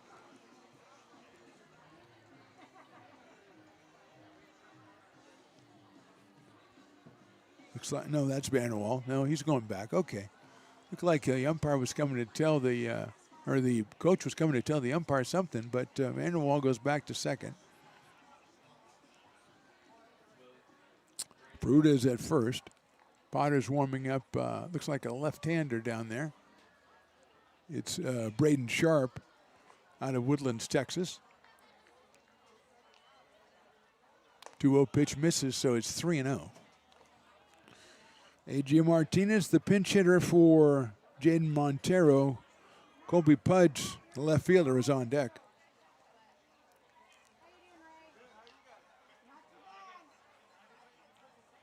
Oh, Aaron delivers a strike, 3-1.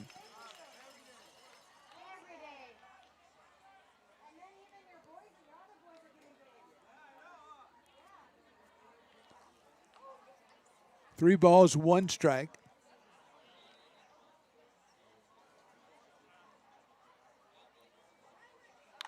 Chopped foul down the first base line, handled by one of the Potters down there. So it brings the count full at 3-2. Just 1 out in the inning. A.J. Martinez, the pinch hitter, out of Cuesta College.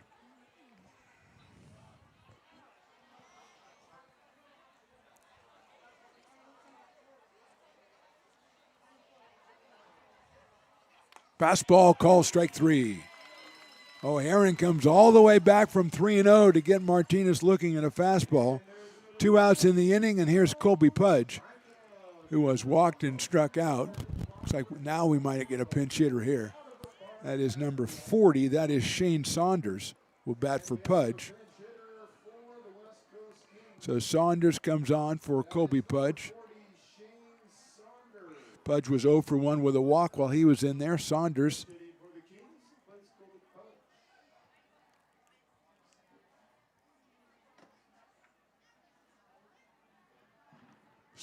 is 1 for 3 on the season, so .333. Big right-handed hitter will step in here. He is out of Folsom Lake College. He has runners at first and second, but 2 outs here in the fifth. At second is Vanderwall. At first is Ferruda. O'Haron delivers a strike. Torren now has struck out 4, including 2 in this inning. That one at 93 from the right-hander.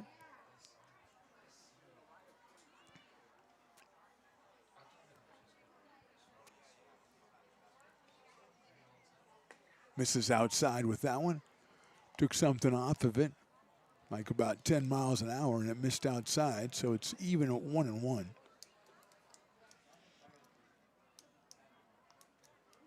Potter's family's from Texas and Alabama in town to check out the 4th of July action, and Potter's lead this one 1-0. There's called strike 2.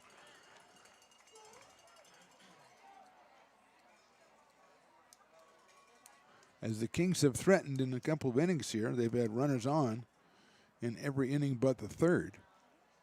They had 2 on and nobody out in the 3-0, or 1 out in the 3-0 count on Martinez. O'Haron came all the way back for the strikeout. And Saunders swings and misses. He gets back-to-back strikeouts to get out of the 5th. And we go to the bottom of inning number 5. Potters 1, Kings nothing. Hi, Bill Evans, President of the Placer County Association of Realtors. We're in the store, our conference facilities, an amazing team that helps keep together an amazing organization. And we thank them all. This organization can't do what it does and can't run the way it runs without the help of so many members volunteering their time. The success of the Placer County Association of Realtors is largely dependent on our active volunteer members to help our organization and industry. The work of our committees greatly impacts our ability to champion efforts across the board and giving back to the Placer County community wherever we can. Like all service organizations, I wanted to serve. And getting involved with the affiliate committee was the perfect way to do that. I love being able to serve my community with my business friends and other leaders and give back to those who are in need. The thing I love about the PCAR committees is they all work toward the same goal of bringing the community together to support those in need in our surrounding area. I instantly came to the meeting and had a wonderful time, felt like I was a part of something bigger, and it was just the start of my leadership journey. Astro Air Design Incorporated, where you feel the difference. We are a locally owned and operated heating, air conditioning, and custom sheet metal company committed to the highest quality of craftsmanship at a competitive price. Our trained and certified technicians have the knowledge and experience required to install, maintain, or repair your home comfort solutions. Our upfront pricing gives you the peace of mind because you know your price is locked in. Call Astro Air Design Incorporated today. Here in Michigan, we do more than just survive the winter. We thrive. Bottom of inning number 5, Brian Williams, Jason Hansen, Ty McGraw, 2, 3, and 4 against Dimitri Perry, the second pitcher for the West Coast Kings. Want to mention, Torren O'Haron just went through 5 innings, gave up 5 hits, no runs, and struck out 5. I don't know if he's coming back out or not, but we neglected to mention today is his birthday, okay? Look out inside. It's America's birthday, but it's also Torren O'Haron's birthday. And so we would be remiss, and we've been remiss many times about many things, but wishing him a happy birthday today. And Williams, who has struck out twice, those were against Piscotti, takes ball against Dimitri Perry. Brian at 400 on the year coming in. 0 for 2 tonight. Outside.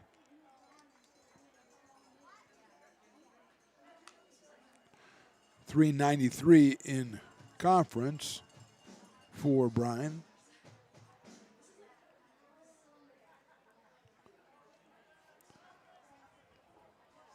That one is in there for a call strike. Williams also with 26 stolen bases on the year and 39 runs scored. Out of Dallas Baptist University. Talked to him early in the season, looking forward to going back.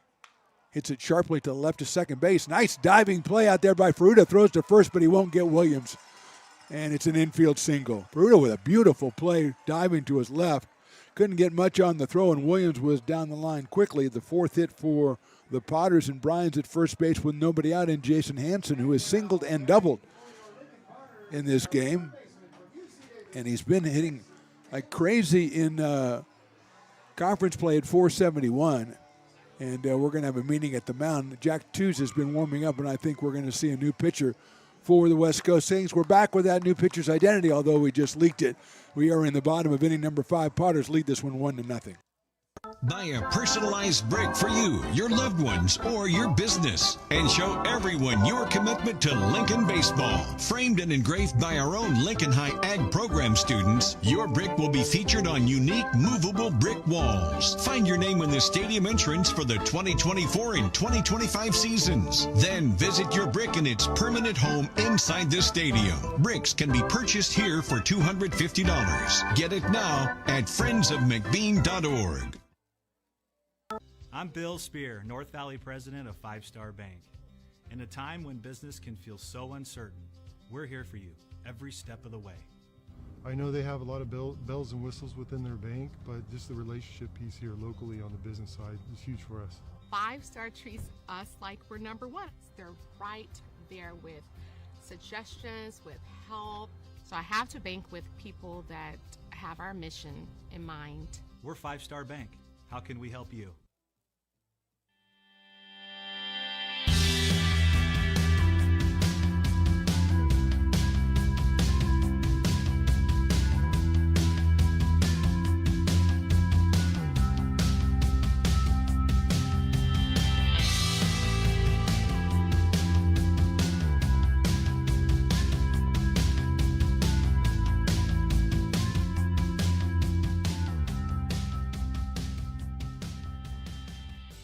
Lincoln Potters Baseball. Placer County's best-kept secret is back for another exciting summer at historic McBean Stadiums. Loaded with fun for the whole family, local beer, wine, and eats. Fireworks, giveaways, theme nights, kids zone, and more.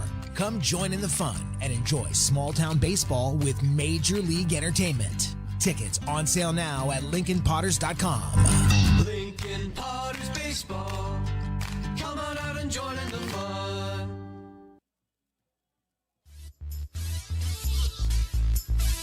Jack Tews, the new pitcher for the West Coast Kings, headed for Chico State in the fall. It's making his 4th appearance. He has thrown 3 innings, given up 3 hits, no runs, struck out 3, walked none. And so he is up here with a runner at first base, nobody out. Riley, how did you get that sundae, bro? Elena? Luke Skywalker got it for you? Wow. So 2 giant pieces of pepperoni pizza and a chocolate sundae, or a caramel sundae, I think that's, caramel, whatever it is. There goes Williams. The throw to second base is, got him at second base. What a throw by Vanderwall. Williams doesn't believe it. Thought he tagged him out on the side right when he was in at second base, but the call is out. And so big play right there by the Kings, and Vanderwall comes up throwing and puts it in a perfect spot to get Williams. So that's a big play here in the bottom of the 5th inning. Outside for a ball. Ty McGraw on deck. Hansen singled and scored in the first, doubled in the 3rd. Takes the fastball, and it's a ball. 93 from Jack Tews. Really let that one fly, but he's behind the count 3-0 to Jason Hansen. Jason came in at 471 in conference, and he's 2 for 2, and that was a strike.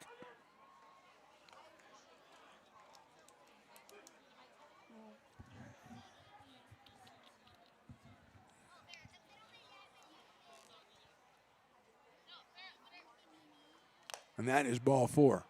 Hansen with a base on balls, another base on balls for Jason.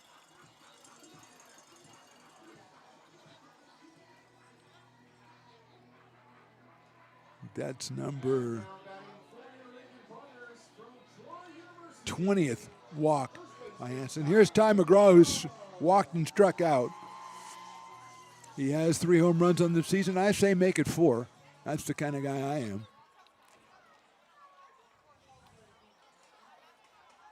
Twos with a fastball. It's a little bit inside at 92 for 1-0 on Ty McGraw. McGraw 461 overall, 438 in PEL play. Leads the Potters with 31 runs batted in. Throw over to first base, and Hansen is back. Shane Saunders has moved into first base for the West Coast Kings. He came on to bat for Colby Pudge. Maybe that means they've moved. There's a strike. Might have moved Martini out to left field. We'll check on that. Also, A.J. Martinez came on for Montero. See if A.J. is down at third base. 1-1 to Ty McGraw. Inside, 2-1.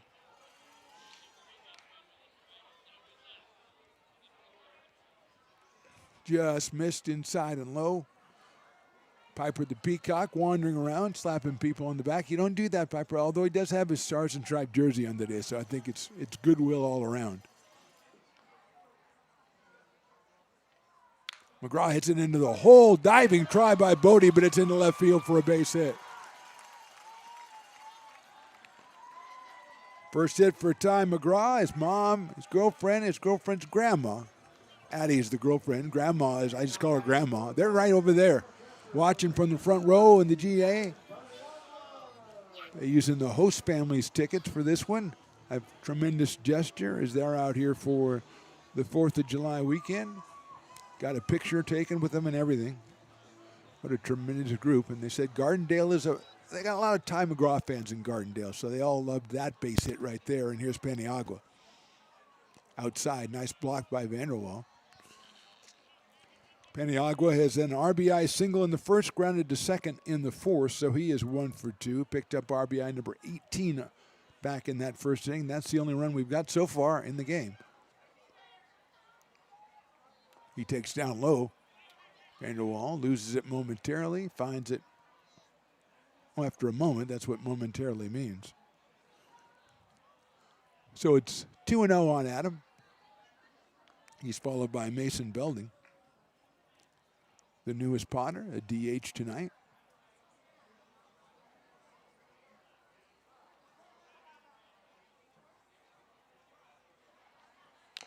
Paniagua, it's a chopper down to third. That's a foul ball. That's a foul ball. It bounced foul right before it got to third. The home plate umpire was on it the whole time. It's a foul ball because it bounced foul before it got to third. Potter's momentarily excited over a little grounder that had a lot of English on it. But we'll have to do it again. At 2 balls and 1 strike now on Adam. Martinez came in at third, and that one just took a left turn on him. But fortunately for the West Coast Kings, it took that turn before it got to third base, and A.J. didn't touch it. Paniagua takes ball 3.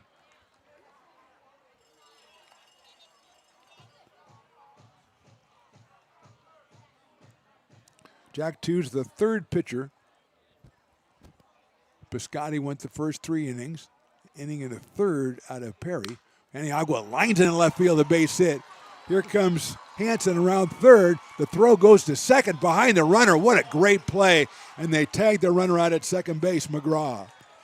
It's an RBI single for Paniagua, his second hit of the game, his second RBI, but a brilliant throw in left field.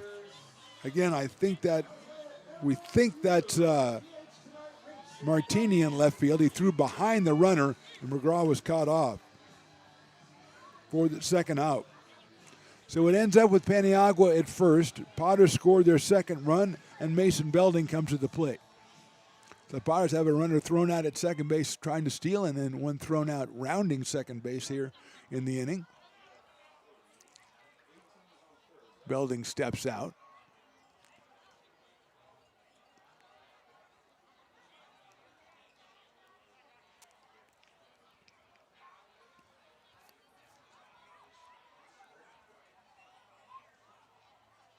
That is off-speed pitch down low for a ball.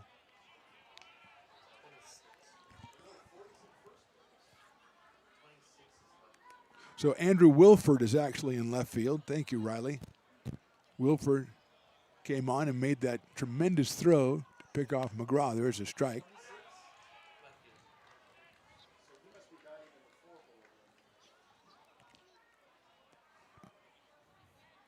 So Belding up here with a 1-ball, 1-strike count.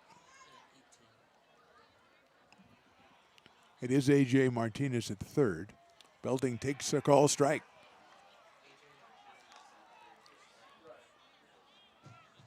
So Wilford in left, Martinez at third. Saunders is over at first.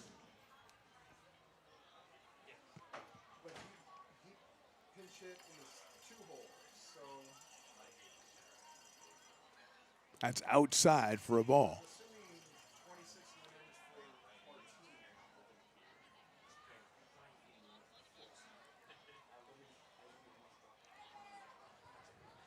Two and two now on Mason.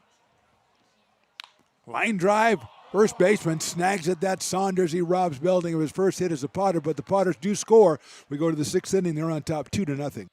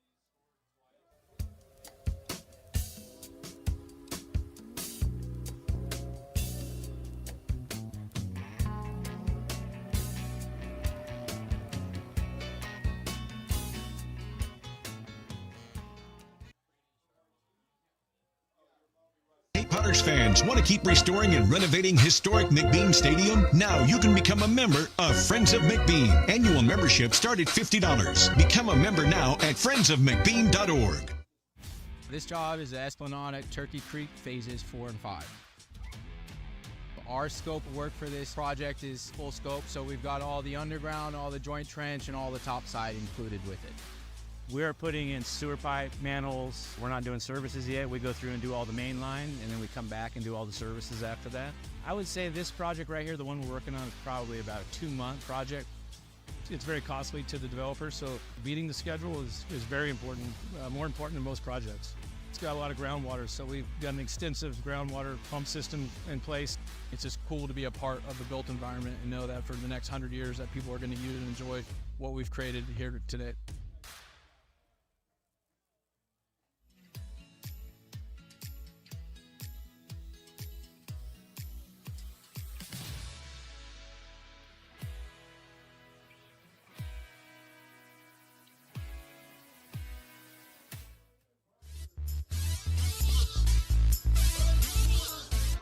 Top of inning number 6, the new Potters pitcher is Braden Sharp out of Rice University. He is making his third appearance. 7 innings, 3 hits, 1 run. 5 strikeouts and 2 walks, a 1.28 ERA. He'll relieve Torrin O'Haron, who went 5 innings, gave up 5 hits, no runs, walked 2, and struck out 5.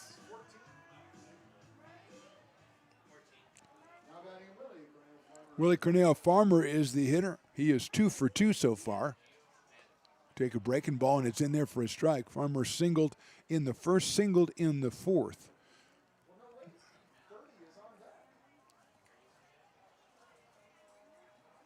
That is outside.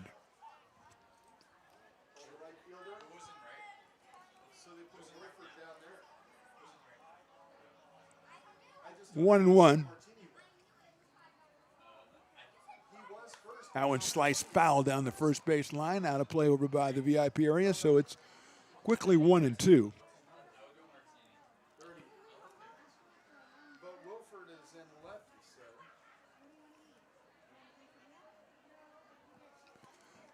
1-2.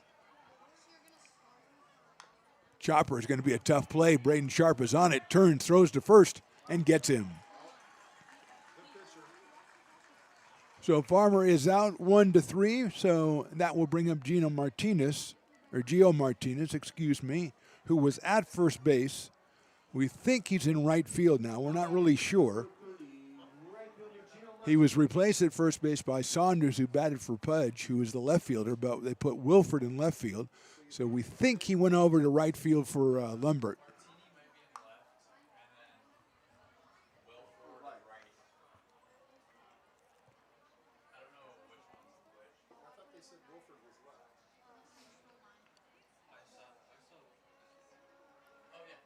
One-0 pitch swung on and missed, 1-1.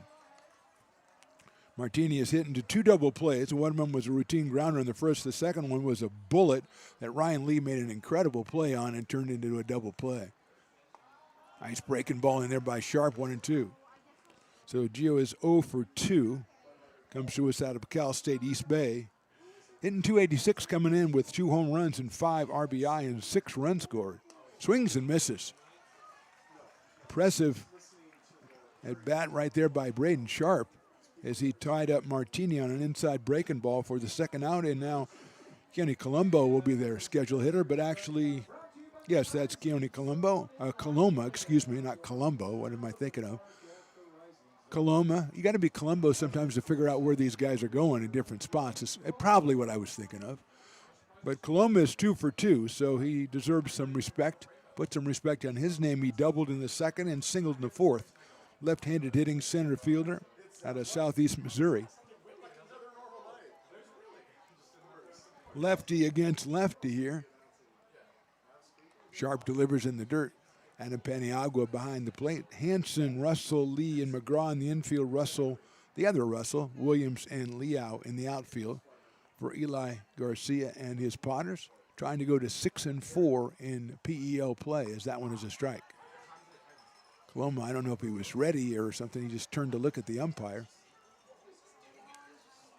But it ends up being a strike anyway, so it's 1-1.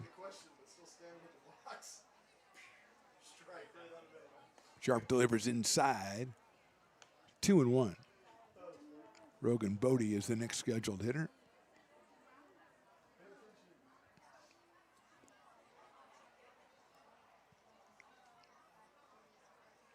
That one misses, 3-1. Coloma's been on both times. He's came in hitting .333. Had a home run and a pair of runs batted in and 4 runs scored on the season. And Sharp misses outside. So he gives up his first base on balls, the third given up by Potter's pitchers, and that'll bring up Brogan Bodie, the shortstop, who was hit into a fielder's choice and struck out.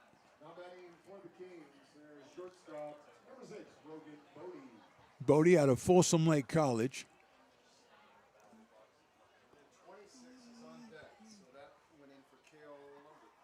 Wilford on deck, so he did go into right field. Lumbert came out.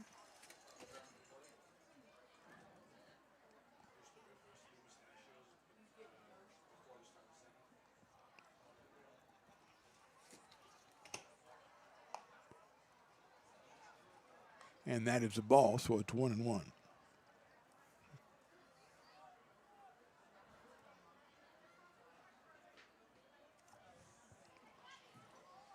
Top of the 6th inning, 2 outs, 1 on here from McBean Stadium. There goes the runner. The pitch is swung on and fouled back to the screen, so he'll have to return to the base, as it wouldn't be fair if he was allowed to stay there.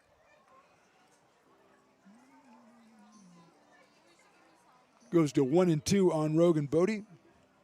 Impressive .357 average coming on. Was 0 for 2 today.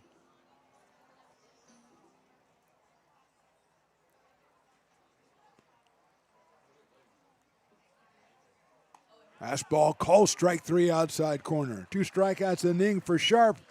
We go to the bottom of inning number 6. Potters 2, Kings nothing. Astro Air Design Incorporated, where you feel the difference. We are a locally owned and operated heating, air conditioning, and custom sheet metal company committed to the highest quality of craftsmanship at a competitive price. Our trained and certified technicians have the knowledge and experience required to install, maintain, or repair your home comfort solutions. Our upfront pricing gives you the peace of mind because you know your price is locked in. Call Astro Air Design Incorporated today. Here in Michigan, we do more than just survive the winter. We thrive during it. You simply can't keep us away from what we love most: great times and amazing beer. The snow transforms the landscape and lays the path for adventures yet to be had. Trails ready to be explored, and freshly groomed hills ready for the first run of the day. And later, as the sun descends, it's time to unwind with great conversation and even better friends. Experience a taste of Michigan winter with Founders Brewing Company, born and brewed in Michigan. Buy a personalized brick for you, your loved ones, or your business, and show everyone your commitment to Lincoln baseball. Framed and engraved by our own Lincoln High Ag program students, your brick will be featured on unique movable brick walls. Find your name in the stadium entrance for the 2024 and 2025 seasons. Then visit your brick in its permanent home inside the stadium. Bricks can be purchased here for $250. Get it now at friendsofmcbean.org. I'm Bill Spear, North Valley president of Five Star Bank. In a time when business can feel so uncertain, we're here for you every step of the way.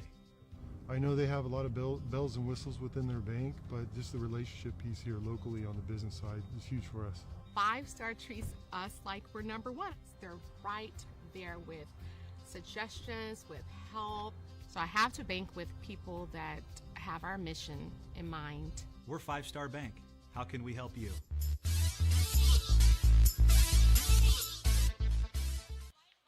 Bottom of inning number 6, Nicholas Guidry is the new pitcher for the West Coast Kings, making his second appearance, 2/3 of an inning, 4 hits, and he has no wins or losses. Guidry coming to us from Butte College, and he'll face Ethan Liao, the first hitter here in the bottom of the 6th. And he'll throw it high and inside to Ethan, who has popped out and walked. Followed by Ty Russell and then Ryan Lee.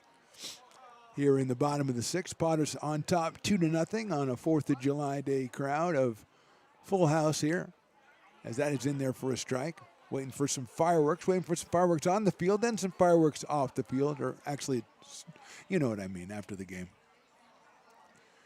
Potters with the very cool Stars and Stripes jerseys today. Breaking ball, nice pitch by Guidry in there for a strike. Potters off till next Tuesday. After this one, they'll take on the Healdsburg Prune Packers, the leaders in the PEL, at 8-2. If the Potters close this one out, they will be 6-4. That one's lifted high in the air down the right field line. It is a foul ball. Ends up in the bullpen area.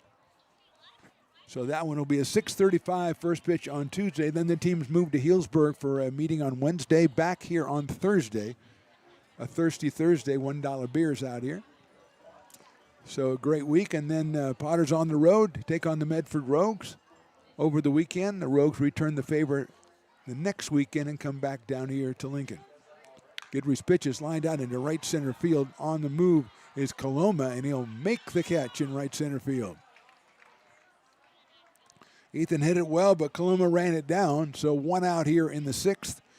And Ty Russell, the hitter, the Potters left fielder, has grounded out and struck out. So he is 0-for-2 out of Queen Creek, Arizona, and University of Arizona. Tyler steps in here with nobody on and 1 out. Ryan Lee moves into the on-deck circle. We're in number 5, Russell number 7. Guidry misses. No, he catches the outside corner for a strike. 0-1.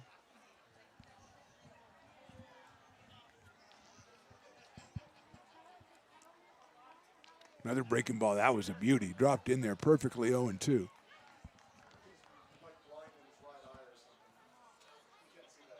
Willie Preston with some not so nice things to say about the umpire, which I will not repeat because I am a professional. That one misses outside. 1-2.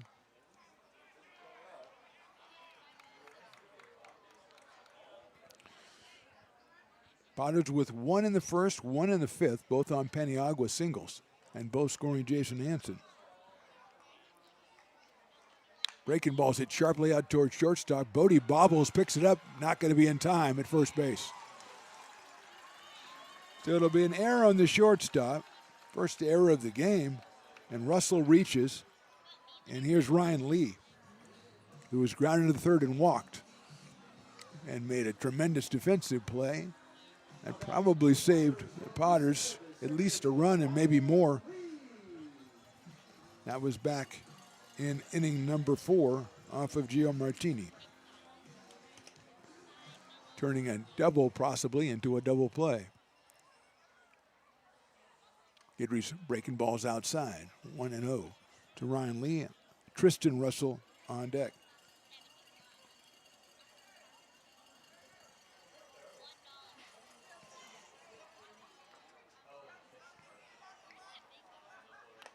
Fastball's too high, the throw down behind the runner, not in time.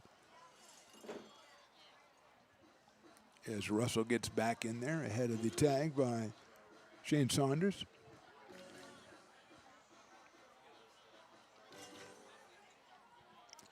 Russell creeping off over at first base.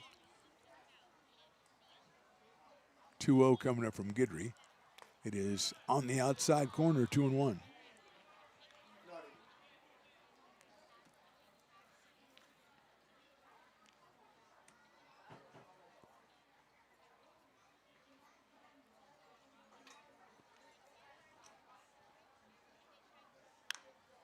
There's a chopper handled by the pitcher. He'll flip it to first for the out. Guidry runs it down over by the first baseline and gets it to first base to Saunders for the second out. Moving up is Ty Russell, and now here's Tristan Russell. He is grounded out, flied out, and flied out. He's got Mom in the seats right below us, R.C. Willie's best seat in the house. Silka is out here to check out Tristan, and girlfriend Rainey as well. And she is taken, as I said before, to California quite well.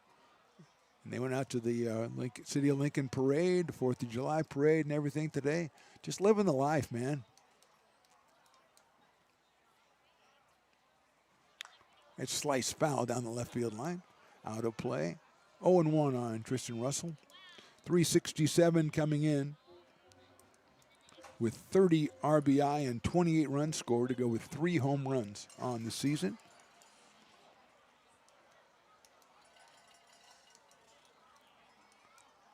Guidry, the 4th pitcher for the Kings, delivers outside. Piscotti went 3, Perry went an inning and a third, and then Twos came on for 2/3 of an inning. 1 run charged to Piscotti, 1 to Perry.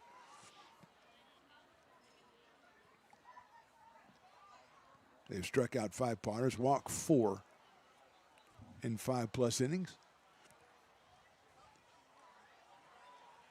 Russell swings and dribbles it down the third baseline. That'll be a tough play.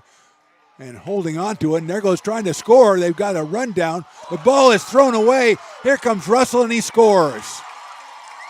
Somehow, some way, it's a miracle. He rounded third. He was caught off third. He ran home. They threw it, had him run down, and then just missed the ball, and he scores. There'll have to be an error somewhere. We'll figure out who later. But Russell scores. The error was whoever threw the ball and the guy who missed it. So I don't know who was covering. I think that might have been the catcher. Yeah, there was a little bit going on, and then they had him in the rundown. The throw to the plate was mishandled, and the error was be given to Vanderwall. It's a fielder's choice for Tristan Russell, and that ball gets away, and Russell will go down to second base. Although actually it's a single because the ball was not thrown to first. And Russell reached first, and the runner had already reached third and tried to come in to score. No RBI because the error was assessed on the play, but Russell does get an infield single. The Potters will take it any way they can get it here, and the crowd didn't care. They liked the play. That was fantastic. Hey, this is fun. Brian Williams is our hitter, and Russell now at second base, and Williams takes on inside. It was improbable because Tyler Russell was out twice, maybe 3 times on the bases and managed to escape. A little Houdini action, weren't never hurt. I just watched that movie, The Prestige, for the first time. It's an older movie, but it's got some good magic in it. Maybe that's what Tyler was embodying. There goes Tristan. The pitch is a strike. No, the pitch is a ball. My bad. And Russell at third base. The ball was a little bit low. The steal by Russell. So Tristan's at third. It's a 3-0 count on Brian Williams. And Jason Hansen is on deck.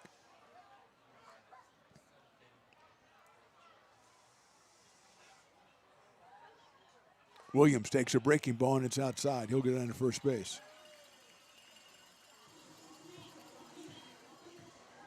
So here's Jason Hansen. He's making a strong case for player of the game. He's 2 for 2, scored twice and walked. And then you got Paniagua, who's 2 for 3 and has driven him in twice. And so they could share it. It's a sharing situation right now. But Hansen up here now, he could put himself out ahead as he's got runners at first and third.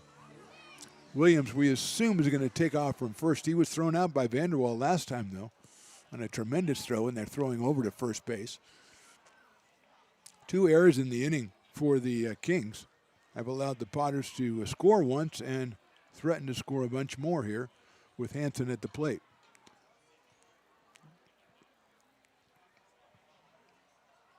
Breaking ball, nice pitch in there for a strike, and Williams stayed put. So it's 0-1 on Jason Hansen. Jason might have thought that Williams was going to take off and was letting that one go.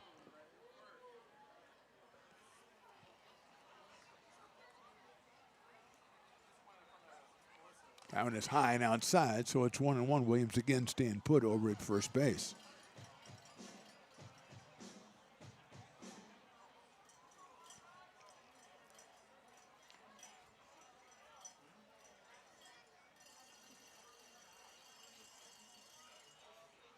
That breaking ball misses inside. 2-1.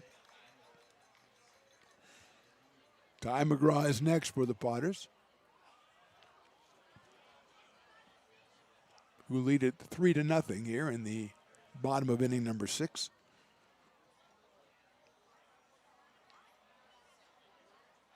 That's a beautiful breaking ball. Finds the strike zone, 2-2.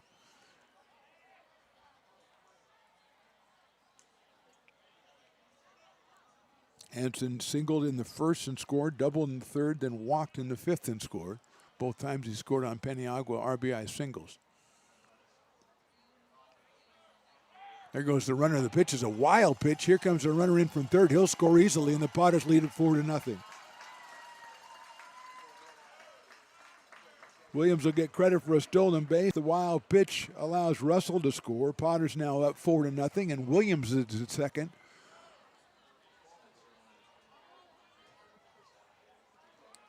Not much that Vanderwell could do behind the plate on that one.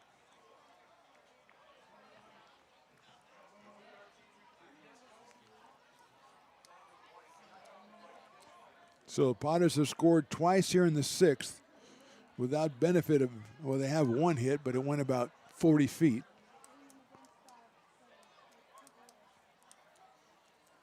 Guidry gets his sign. He's ready to deal. 2-2.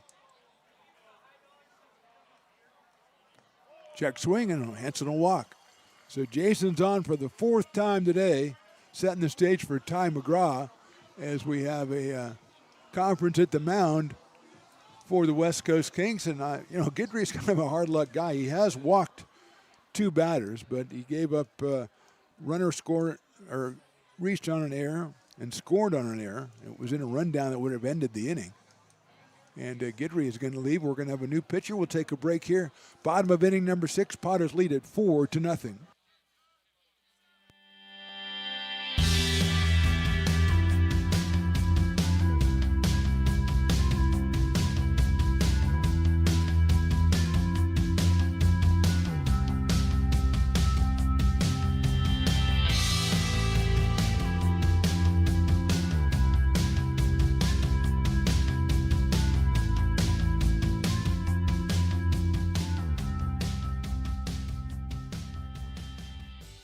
Lincoln Potters Baseball. Placer County's best kept secret is back for another exciting summer at historic McBean Stadiums. Loaded with fun for the whole family, local beer, wine, and eats. Fireworks, giveaways, theme nights, kids zone, and more. Come join in the fun and enjoy small town baseball with Major League Entertainment. Tickets on sale now at LincolnPotters.com. Lincoln Potters Baseball. Come on out and join in the fun.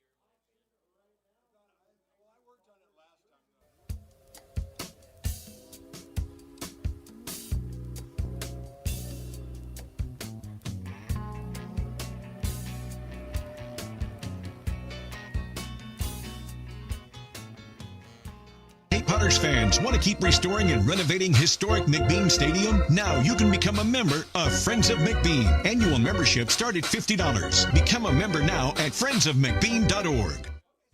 This job is the Esplanade at Turkey Creek phases. Bottom of the sixth inning, we rejoin action with Brock McReynolds, the new pitcher out of Chico State. He's making his fourth appearance, 2 2/3 innings, 4 hits, 1 run. No strikeouts, 2 walks, 3.38 ERA. Also behind the plate, Jack Gradle out of Cuesta College has taken over for Vince Vanderwall. So McReynolds, the 5th pitcher for the Kings in this one. And it brings up Ty McGraw. He has a runner at first. He has a runner at second. It's Williams and it's Hansen.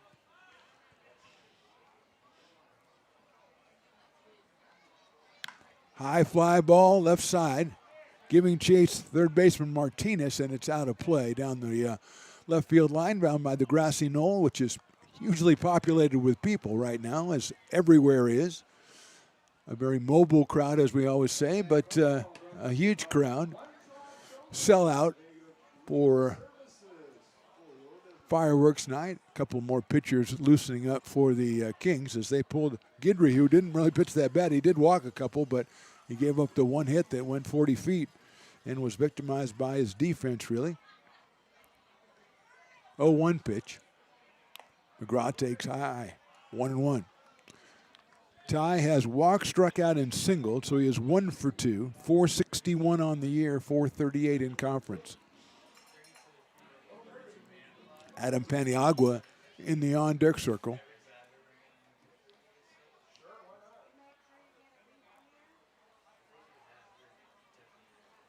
McGraw takes high and inside again, 2-1. Ty from Gardendale, Alabama. And we're told he is a very popular figure in Gardendale, Alabama. At least that's what his mom says, but, you know, come on. But I believe her. She seemed like a very respectable person. Jacob Poole and Bruno Condit warming up for the Kings. Tracy swings and misses at an off-speed pitch, 2-2. Tracy seemed very, very respectful and responsible to me. Addie, Ty's girlfriend, also out here, as is her grandmother. I call her Grandma. I was just, you know, besieged by them. We got pictures and everything. It's great. Fantastic. Anyway, it's 2-2. McGraw takes high, ball 3, 3-2.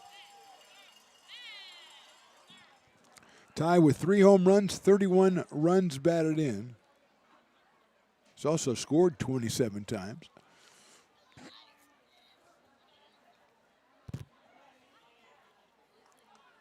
Waits the 3-2 pitch with 2 outs here in the inning. Potters runners will be going. That's ball 4. So McGraw's on for the third time and brings up Adam Paniagua in a situation he likes. Has he got 2 Grand Slam home runs this season? I believe he does.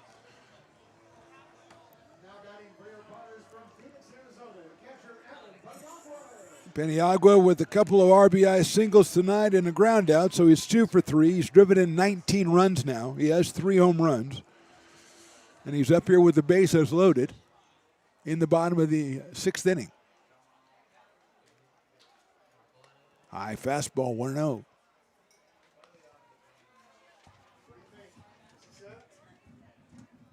Mason Belding on deck.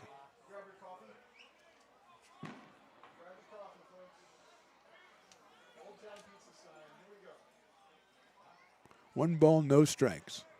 Paniagua swings and fouls it out of play. Adam was taking the cuts. 27 home runs and 100 runs batted in for Regis University, the Division II leader in both categories.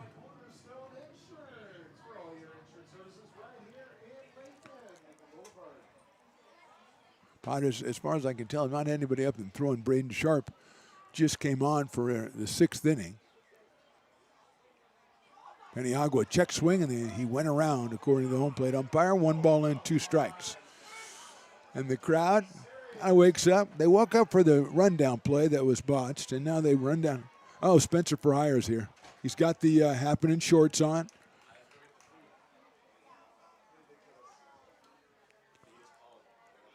One ball, 2 strikes.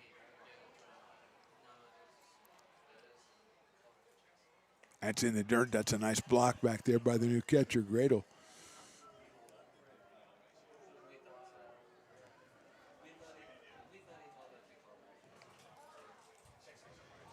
Two and 2 now on Adam.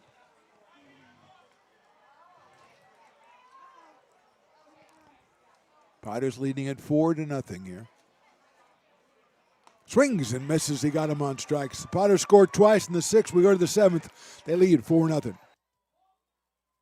Hey, Potters fans, want to keep restoring and renovating historic McBean Stadium? Now you can become a member of Friends of McBean. Annual membership start at $50. Become a member now at friendsofmcbean.org.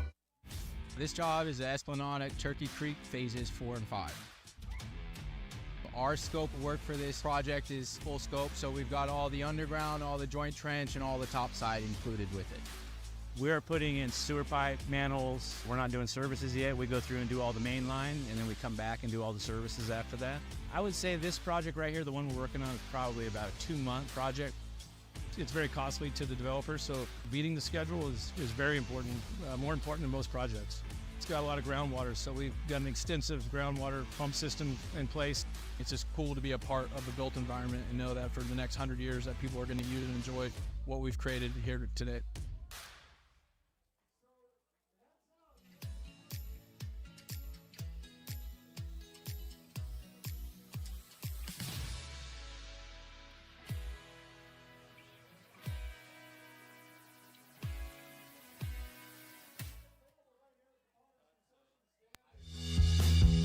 If you're in need of a seasoned DUI attorney, contact the law office of Samuel D. Burns Incorporated.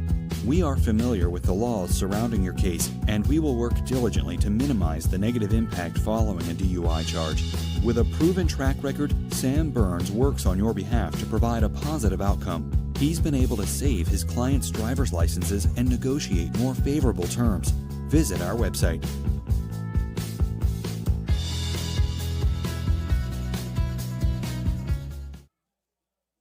So many local businesses trust Wizix Technology Group when it comes to their office technology. Wizix is a full-service, locally owned company with exceptional service, supplies, and support, which guarantees quick delivery and response times. Copiers, printers, scanners, business phone systems, EV charging, document management, and more. Join the ever-growing list of local businesses and win with Wizix, the largest independent provider in the Valley. Wizix, office technology made easy.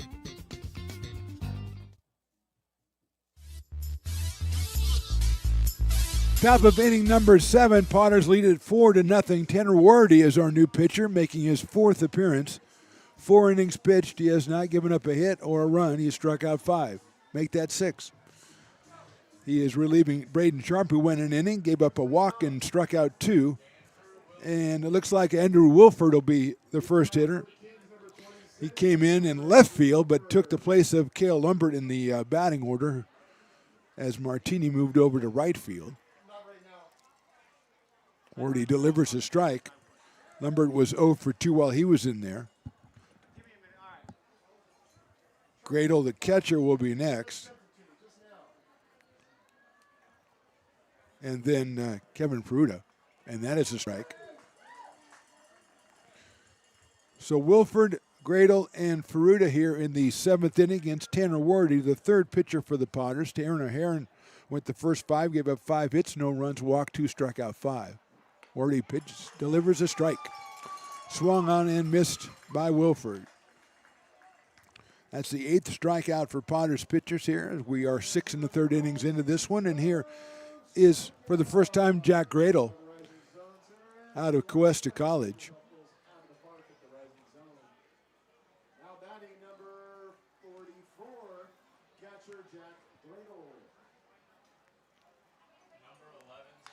There's a line drive down the left field line. That is a fair ball into the corner. Gradle rounding first. He should make second rather easily as the ball comes into third base. So Gradle comes on and delivers a double down the line. The 6th hit for the West Coast Kings.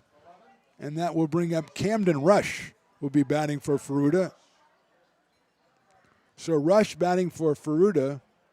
Kevin was 1 for 2 while he was in there.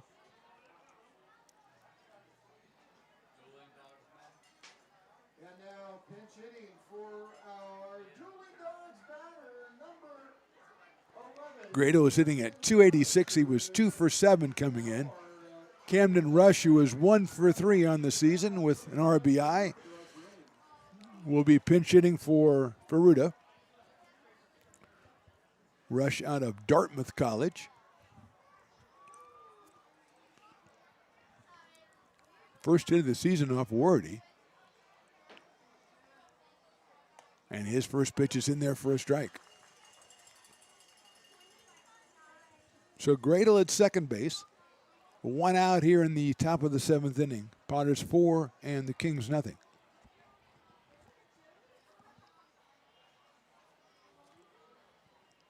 That one is in there for a strike as well, 0-2. Should be A.J. Martinez on deck, who took over the Montero spot when he pinch hit for Jaden back in inning number 5.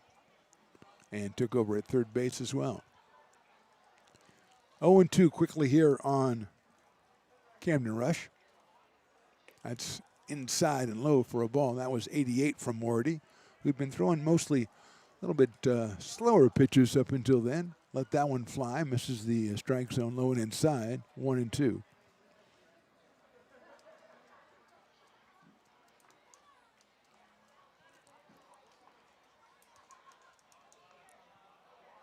Swing and a miss. Wardy with his second strikeout of the inning. 2 outs now, and here is A.J. Martinez, who came on in the 5th, struck out in his only appearance. That was against Torrin O'Haron. Torrin got down 3-0 and then came back and got him on a call, 3rd strike. So that was, the Dueling Dogs batter, because he batted for Peruta. So there you go. In-house people. And there's a sharp grinder right up the middle, but at second base, and handling it is Ryan Lee. Perfectly placed. 4-3 for the out. We go to the bottom of the 7th inning. Potters fans are stretching, and they're leading this one 4-0. Lincoln provides all the charm of a small town, yet still provides access to excellent local medical care. At Lincoln Urgent Care, you can find expert services and a compassionate staff available 7 days a week. A friendly front desk staff will welcome you when you come into our brand new facility. Your wait time will be minimal at our walk-in clinic, unlike the emergency room. From broken bones and lacerations to allergies, flu shots, and illnesses, we treat a variety of urgent medical conditions. What sets us apart is not just our central location in Lincoln, but the convenience of our extended hours, including weekends. We've become Lincoln's first choice for urgent care because we treat patients of all ages for a variety of conditions and take most insurances. We're proud to be an approved provider for veterans and welcome in our military patients. From our family to yours, we're here when you need us.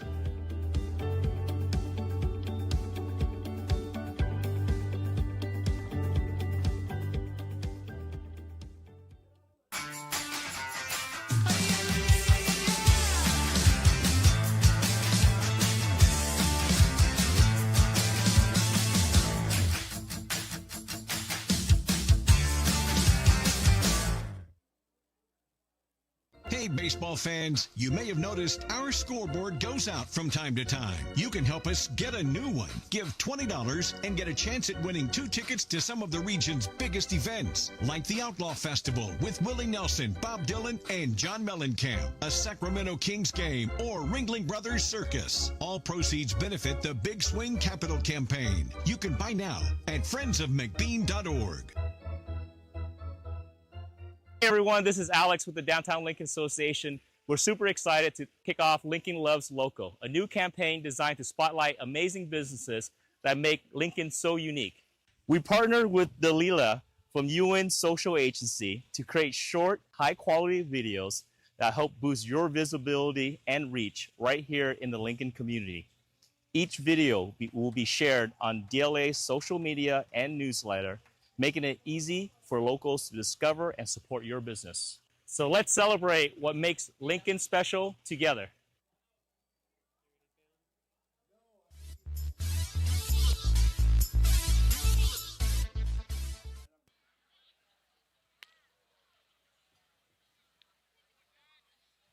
I said I'm ready. Let's go. Where's the music?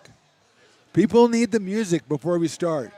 Bottom of the 7th inning. Mark the Phantom Low here, arguing with my engineer, Riley the engineer. Kind of like Tyler the creator, Riley the engineer.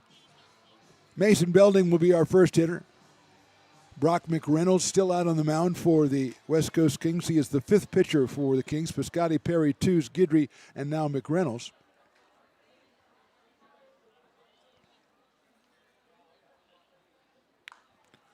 And fouls it off for the first strike. Mason has struck out, walked, and lined to first base on a good play by Shane Saunders down there. Back in the 5th inning to rob him of his first hit as a Potter. Out of Del Oro High School, committed to LSU, and takes a strike.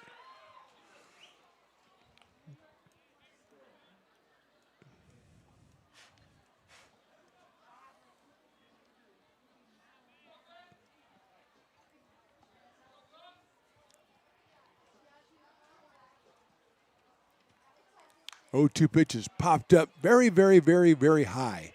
Saunders comes up. Here comes the catcher. There goes the third baseman, and it bounces. And, folks, Keystone Cops was never that good.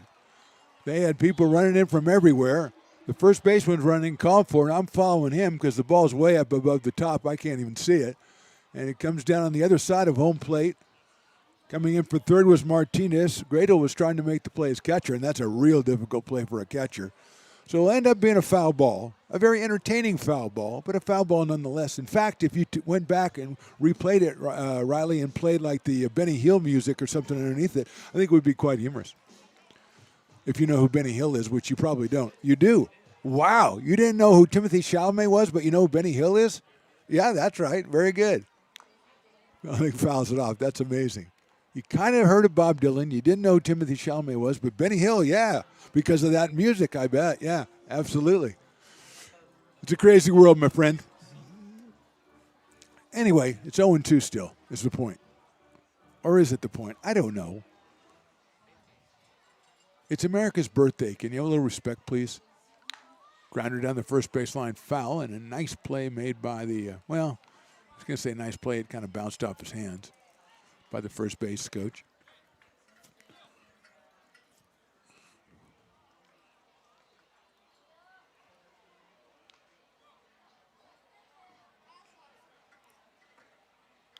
Fouled back to the screen.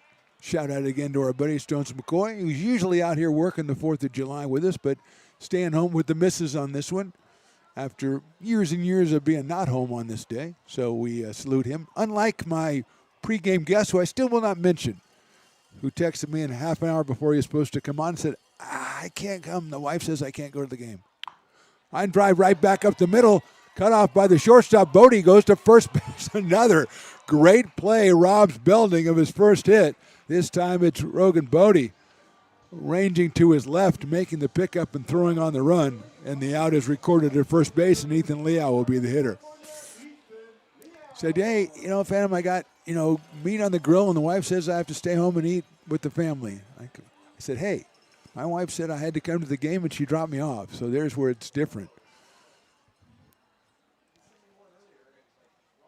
And then we talked to the great Clifton Taylor, came on, and he said, probably thought, you're remarkably ill-prepared even for you. And I said, well, you're like my third choice, okay? We were going to talk to Willie Preston. At his inside for a ball, but he's had a long day. He started off with he's the MC, the announcer for the parade, the City of Lincoln 4th of July parade, and he works it all the way through to now. So I gave him the day off. I gave him the interview off. Liao fouls it off. 2-1 on Ethan, who has popped out, walked, and flied to center. Don from Parking Lot Potters is up here. I haven't got any food for a while. What happened? You guys, the grill break or something? No, but I know you don't eat it. Ball down low. That's true. I save it for afterwards. But it's quite delicious. 3-1. Liao pops that one, trying to get out of play, giving chase the Kings, and it's 3 balls and 2 strikes. Ty Russell next for the Potters. Scored 1 in the first, 1 in the fifth, both on Anna Paniagua RBI singles. Then they scored 2 in the sixth, mostly on Kings misplays, and they lead it 4-0. Yeah, chops one up the middle. Here comes Bodie. He waits for it, though. He's going to have to hurry, but he got him at first base by half a step. Strong arm by Rogan Bodie at shortstop. 2 outs here in the 7th inning, and Ty Russell, the scheduled hitter, the left fielder for the Potters. He has grounded to second, struck out, and reached on an error. Scored a run back in the 6th inning. And now we have a meeting at the mound for Brock McReynolds. Didn't see anybody warming up, but there have been guys loosen up, as we mentioned. I think Jacob Poole and Bruno Condit have been warming up, and I think we're going to get a new pitcher for the West Coast Kings. We'll back with the identity of that new pitcher in just a minute. We're in the bottom of the 7th. Potters on top, 4-0. Hey, baseball fans, you may have noticed our scoreboard goes out from time to time. You can help us get a new one. Give $20 and get a chance at winning 2 tickets to some of the region's biggest events, like the Outlaw Festival with Willie Nelson, Bob Dylan, and John Mellencamp, a Sacramento Kings game, or Ringling Brothers Circus. All proceeds benefit the Big Swing Capital Campaign. You can buy now at friendsofmcbean.org. Hey everyone, this is Alex with the Downtown Lincoln Association. We're super excited to kick off Lincoln Loves Local, a new campaign designed to spotlight amazing businesses that make Lincoln so unique. We partnered with Dalila from UN Social Agency to create short, high-quality videos that help boost your visibility and reach right here in the Lincoln community. Each video will be shared on DLA's social media and newsletter, making it easy for locals to discover and support your business. So let's celebrate what makes Lincoln special together.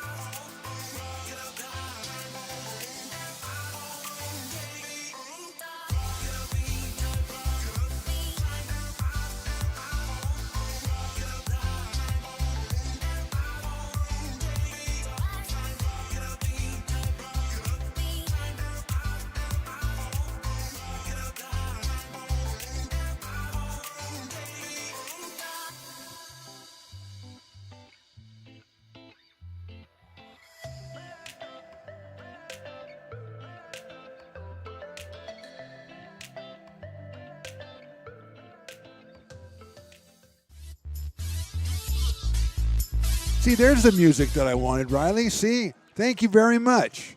New pitcher's Jacob Poole out of Chico State. Jacob making his 4th appearance. 6 innings, 4 hits, 2 runs. He is 1-0 on the season, 4 walks, 4 strikeouts. Make that, 4 walks, 4 strikeouts. I was right the first time. Anyways, coming on with a clean slate as McReynolds faced 3 batters, retired them all with a strikeout. So Brock pitched 1 inning. There's a breaking ball. Misses somewhere, probably low, 1-0. Piscotti, Perry, Tews, Guidry, McReynolds, and now Jacob Poole. Jakob, Jacob Poole, which I think I kind of like. It's hit out into left center field. Moving on over is Wilford, and he'll make the catch in left center field. So 2 pitches and an out for the new pitcher. Poole will go to the top of the 8th inning. Potters on top 4-0. American River College is a top-tier community college sports program that provides student athletes with the opportunity to thrive both athletically and academically. ARC Athletics is currently ranked 5th in the state and 2nd in Northern California. With over 19 sports programs, our athletes compete with the region's best athletes. Our diverse and dedicated coaching staff helps athletes develop the skills necessary to compete at the next level. Start your community college athletics journey with us. American River College, Sacramento's best athletic program. Go Beavers.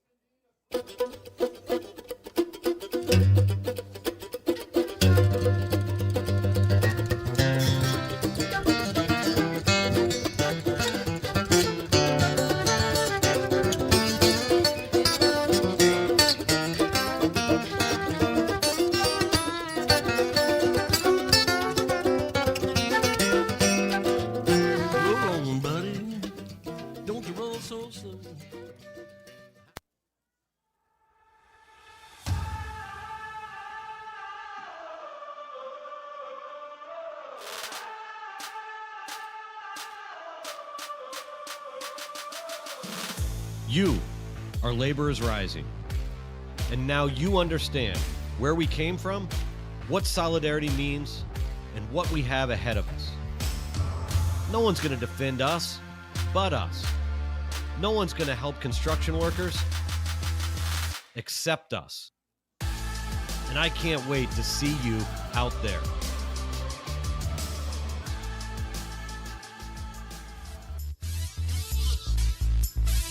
Top of inning number 8, Connor Doucette is the new pitcher for the Potters, making his 9th appearance. 8 innings, 3 hits, 1 run, struck out 10, walked 3. He has 3 saves. And he will face Shane Saunders up here for his 2nd at bat. He came on for Pudge back in the 5th inning. He is 0 for 1. The Cornell Farmer is scheduled next. Can't see if he's out in the on-deck circle as Doucette delivers outside at 91.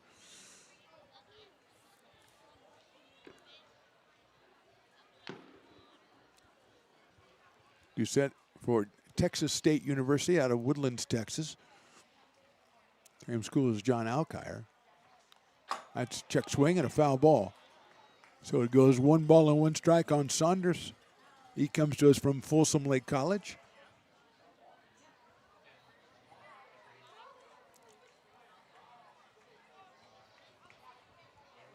Kings have, looks like one getting ready to throw out in their bullpen.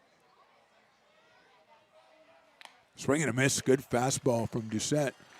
1 ball and 2 strikes on Shane Saunders.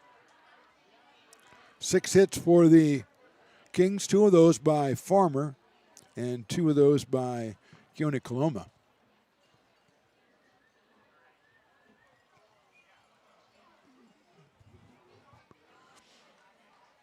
Check swing, and that's in there for a strike, which will be 3 strikes, which will mean you're out. As 3 strikes and you're out is part of the baseball lore, right, Riley? 3 strikes and you're out. 2, 3 strikes, you're out of the old ball game. Thank you, Riley. Looks like Ben O'Rourke is going to be our pinch hitter. So O'Rourke takes over in the DH spot for Cornell Farmer, who was 2 for 3 while he was in there. And Rourke, out of Los Mondanos College, will be the hitter. And he takes a strike.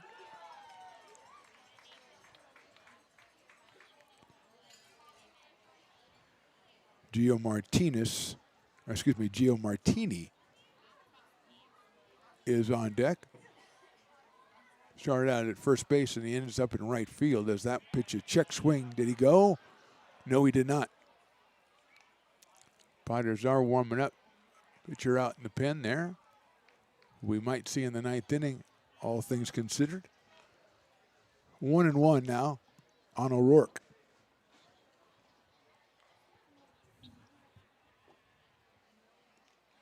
Swings and misses at that fastball.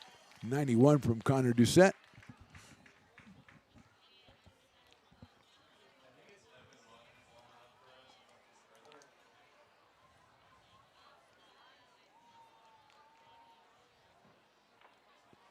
One ball, two strikes.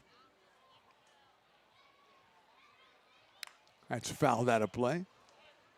Fastball right down the pipe there for Ben O'Rourke. Grenier Farmer singled in the first, singled in the fourth, and then grounded out in the sixth. And now O'Rourke is in for him.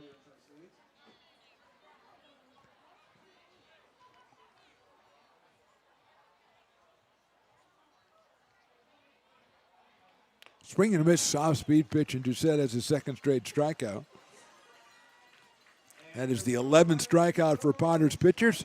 And Gio Martini will be the hitter. He's grounded into two double plays and struck out. Key play in the game back in the fourth inning. The Kings had the Farmer at first base, nobody out, and Martini hit a shot up the middle that could have been all the way to the fence, but backhanded by Ryan Lee, and he started a double play over to Tristan Russell. And a big play that got the Padres out of that inning and avoided further trouble. And Martini fouls that one out of play. Gio from Cal State East Bay.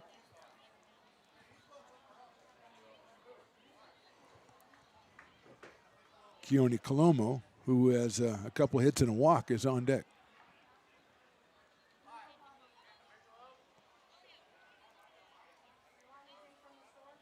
Inside and low, 1 ball and 1 strike.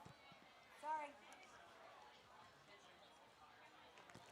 Do you miss your other partner, or is he doing okay?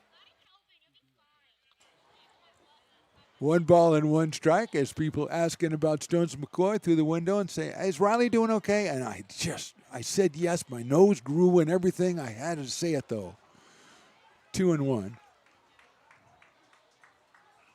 You know, usually, you're talking on the air here, you're just chatting, all of a sudden someone sees you, they just start chatting with you. It's tough. It's a tough job.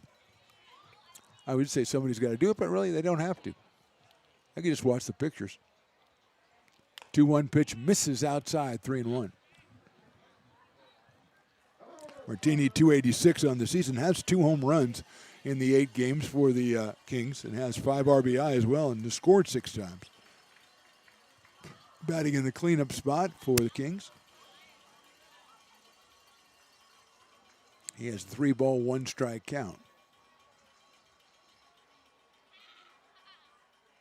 Ball 4. Fourth walk issued by the Padres pitchers. Then they'll bring up Keone Colomo out of southeast Missouri. He has doubled in the second. He singled in the fourth, and he walked in the fifth. So on base all 3 times for the center fielder.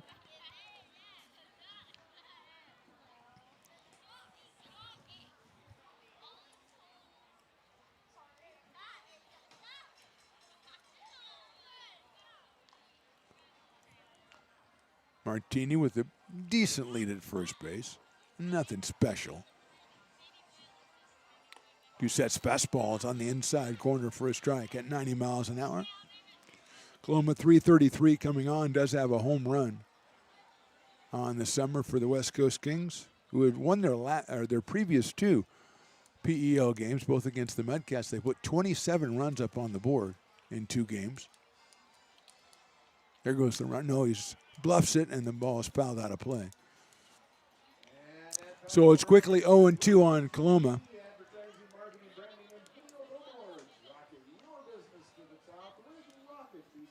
Rogan Bodie, the shortstop, is scheduled next.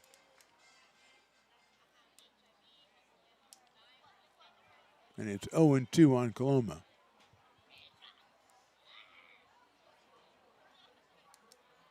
popped up. It looked to get out of play, and it will.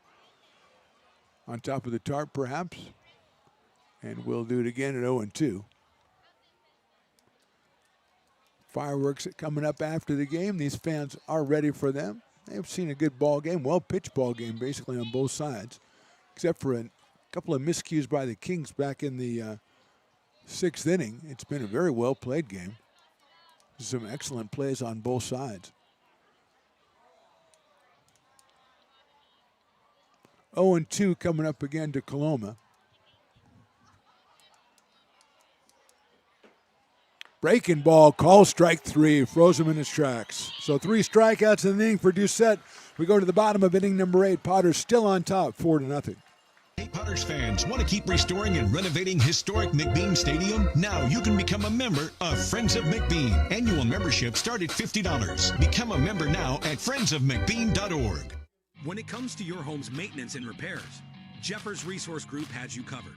Our handyman services offer a comprehensive range of expertise, from minor carpentry to drywall, electrical and flooring for property managers, landlords, and renters alike. We ensure that every job is completed to the highest standards, so you can have peace of mind. Contact us today to discover how Jeffers Resource Group can help keep your home in top shape.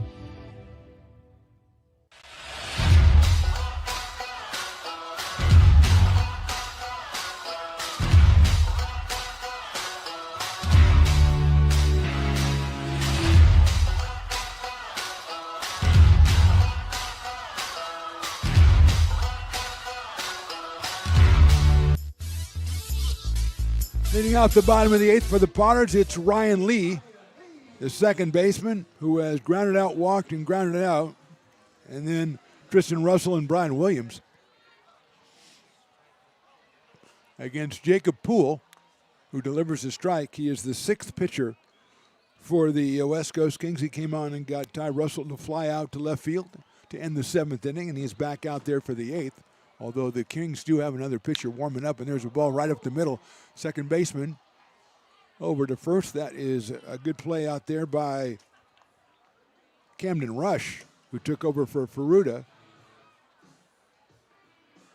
So quickly one out, and it'll bring up Tristan Russell, who was grounded out, flied out, and singled. Tristan has mom Silka out here, and also girlfriend Rainey. And I should mention that Rainey says her parents are always watching, John and Gina Johnson, way back in Cypress, Texas. So shout out to the Johnsons. J&G, I call them.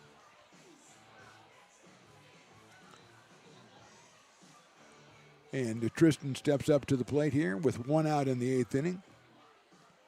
Great having the Russells and assorted other people, and also Ty McGraw's mom and girlfriend and girlfriend's grandma out here for the 4th of July on Tornado Heron's birthday, who was a starting pitcher and stands to be the winning pitcher if the Potters can hold on to this one. That one misses outside. So it's 2-0. So Torrin would get his 2nd win of the season. He went through 5 innings, 5 hits, 2 walks, and no runs allowed. Swing and a miss. Russell went after that one, trying to get home run number 4, and I don't blame him. Kind of would light up a 4th of July crowd if you put one over the fence here. Little breeze circling around.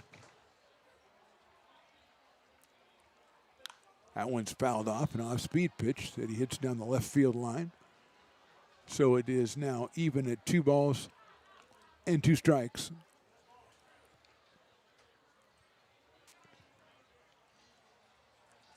I think it might be Evan Williams warming up for the Potters down the pen as Doucette. There's a slow chopper down to first base. Flips to the pitcher covering, and he is out at first. And Russell did not think he was out at first. That was Saunders flipping it over to Poole. And yes, we're going to have a pitching change. I thought so because they had another guy warming up, and I figured there's no way to warm him up if we're not going to bring him in. So Poole will come out. He did a great job, retired all 3 batters he faced. And it will bring in, we think, Bruno Condit was warming up. I think it is, but we'll wait and see and come back after a short break. Potters on top 4-0 on the Stones Broadcast Networks.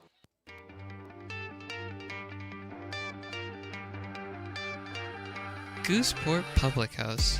We have sports on 10 big screen TVs, 23 beer taps with classics and crafts, a full bar with creative craft mixed drinks, live music, and most importantly, great fresh food. In downtown Roseville off Vernon Street, only 15 minutes from the ballpark. See ya at Gooseport.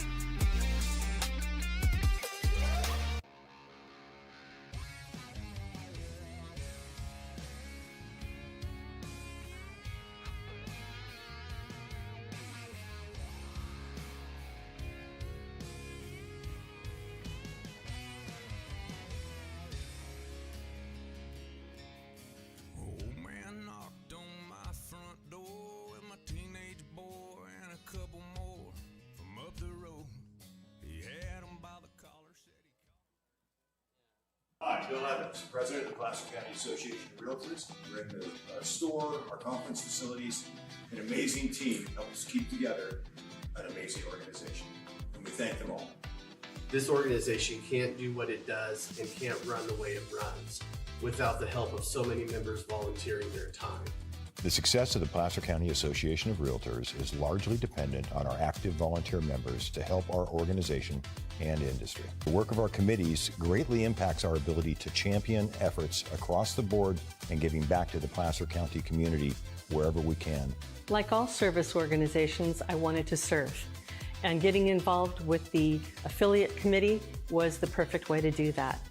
I love being able to serve my community with my business friends and other leaders and give back to those who are in need. The thing I love about the PCAR committees is they all work. New pitcher Sky Lorenzo. He is making his 4th appearance, 4 1/3 innings, 7 hits and 1 run. Struck out 4, walked 2, a 2.08 ERA. And that one is a strike on the outside corner to Brian Williams, who struck out twice, singled and walked.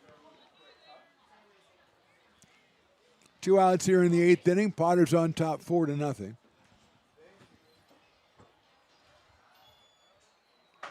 Williams takes outside. Lorenzo out of William Jessup University. He is the 7th pitcher. Piscotti, Perry, Tews, Guidry, McReynolds, Poole, and now Lorenzo.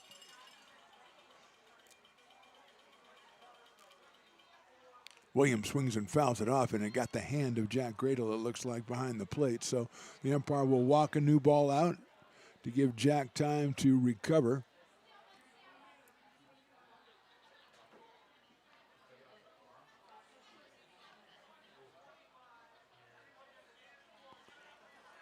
So 1-2 on Brian Williams out of Midwest City, Oklahoma, and Dallas Baptist University. Came in hitting a cool 400 and 393 in PEL play. The Potters looking to improve to 6-4. They would remain tied with the Humboldt Crabs in 3rd place as the Crabs beat the Mudcats tonight 10-1. Swing and a miss, and Williams is out on strikes. So Lorenzo comes in, retires the only batter he faces because that's the 3rd out of the inning. We go to the 9th. Potters trying to close this one out. They lead 4-0. Astro Air Design Incorporated, where you feel the difference. We are a locally owned and operated heating, air conditioning, and custom sheet metal company committed to the highest quality of craftsmanship at a competitive price. Our trained and certified technicians have the knowledge and experience required to install, maintain, or repair your home comfort solutions. Our upfront pricing gives you the peace of mind because you know your price is locked in. Call Astro Air Design Incorporated today. Here in Michigan, we do more than just survive the winter. We thrive during it. You simply can't keep us away from what we love most: great times and amazing beer. The snow transforms the landscape and lays the path for adventures yet to be had. Trails ready to be explored, and freshly groomed hills ready for the first run of the day. And later, as the sun descends, it's time to unwind with great conversation and even better friends. Experience a taste of Michigan winter with Founders Brewing Company, born and brewed in Michigan. Buy a personalized brick for you, your loved ones, or your business, and show everyone your commitment to Lincoln baseball. Framed and engraved by our own Lincoln High Ag program students, your brick will be featured on unique movable brick walls. Find your name in the stadium entrance for the 2024 and 2025 seasons. Then visit your brick in its permanent home inside the stadium. Bricks can be purchased here for $250. Get it now at friendsofmcbean.org. I'm Bill Spear, North Valley president of Five Star Bank. In a time when business can feel so uncertain, we're here for you every step of the way. I know they have a lot of bells and whistles within their bank, but just the relationship piece here locally on the business side is huge. Top of inning number 9 from McBean Stadium on the 4th of July. Potters lead 4-0. I'm Mark the Phantom Low. That is Raleigh the engineer, and Evan Williams is on the mound, looking to close this one out, making his 10th appearance. 10 innings, 4 hits, 3 runs, 21 strikeouts, 2 walks, 3 saves, and a 2.70 ERA, and his first pitch to Bodie is a strike. Bodie has struck out twice into a fielder's choice, so the shortstop is 0 for 3. Andrew Wilford is scheduled next, and that one is swung on and fouled into catcher's mitt, so it's 0-2. Fireworks tonight, so there'll be no post-game, assuming the Potters close this one out. We'll announce a player of the game, but no post-game interview because everybody's going to be ready for some fireworks. That's how that plays. Popped up out of play.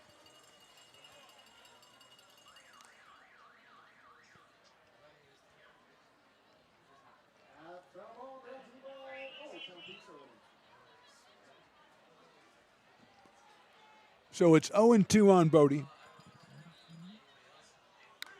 Fouls that one out of play.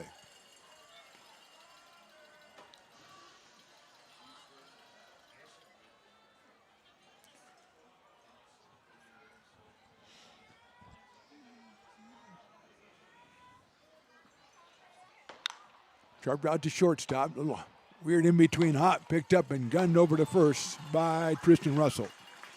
Might be the first grinder he's got out there today. As he starts his shortstop for the first time all summer, he throws out Bodie at first base, and that'll bring up Andrew Wilford. Wilford came on in the 6th inning, struck out in the 7th, playing in left field and take over the batting spot of Cale Lumbert. There's a ground ball up the middle, knocked down at second base by Lee, but it's an infield single by Wilford. Hit number 7 of the night for the West Coast Kings. And that'll bring up Jack Gradle, the catcher. He came on in the 7th inning, spelling Vince Vanderwall, and doubled in his only appearance. So Jack is 1 for 1 out of Cuesta College. He's got Wilford over at first base and 1 out here in the 9th. There's a chopper foul behind the plate. 0-1. Camden Rush would be the next hitter.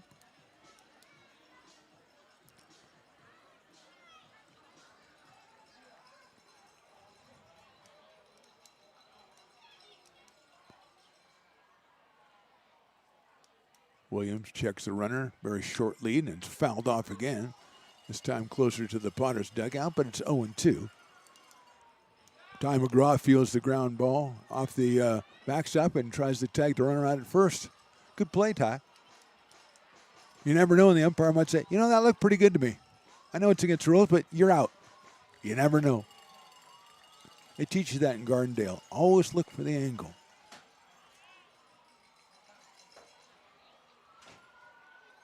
Swing and a miss. Grado's out on strikes. And that brings up Camden Rush. That's the 13th strikeout for the Potters pitchers, and here's Rush, who struck out back in the 7th, coming on for Kevin Ferruta.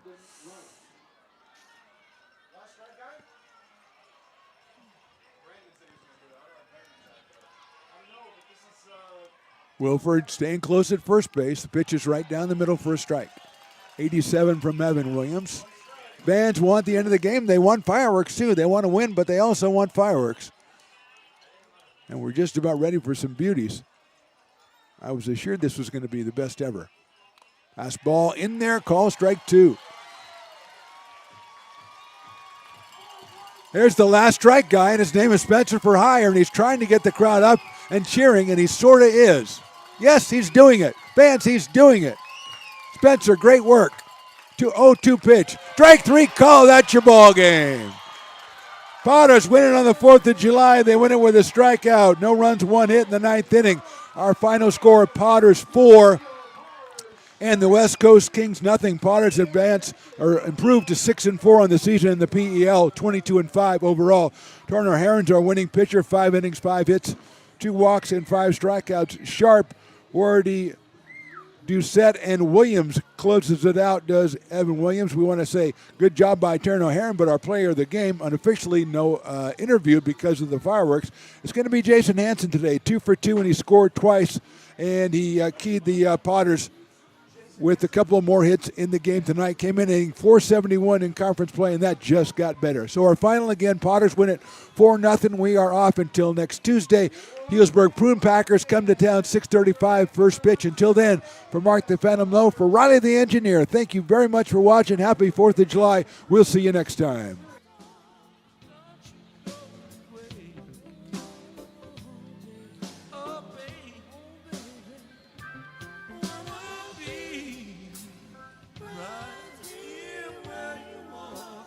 Till my dying day.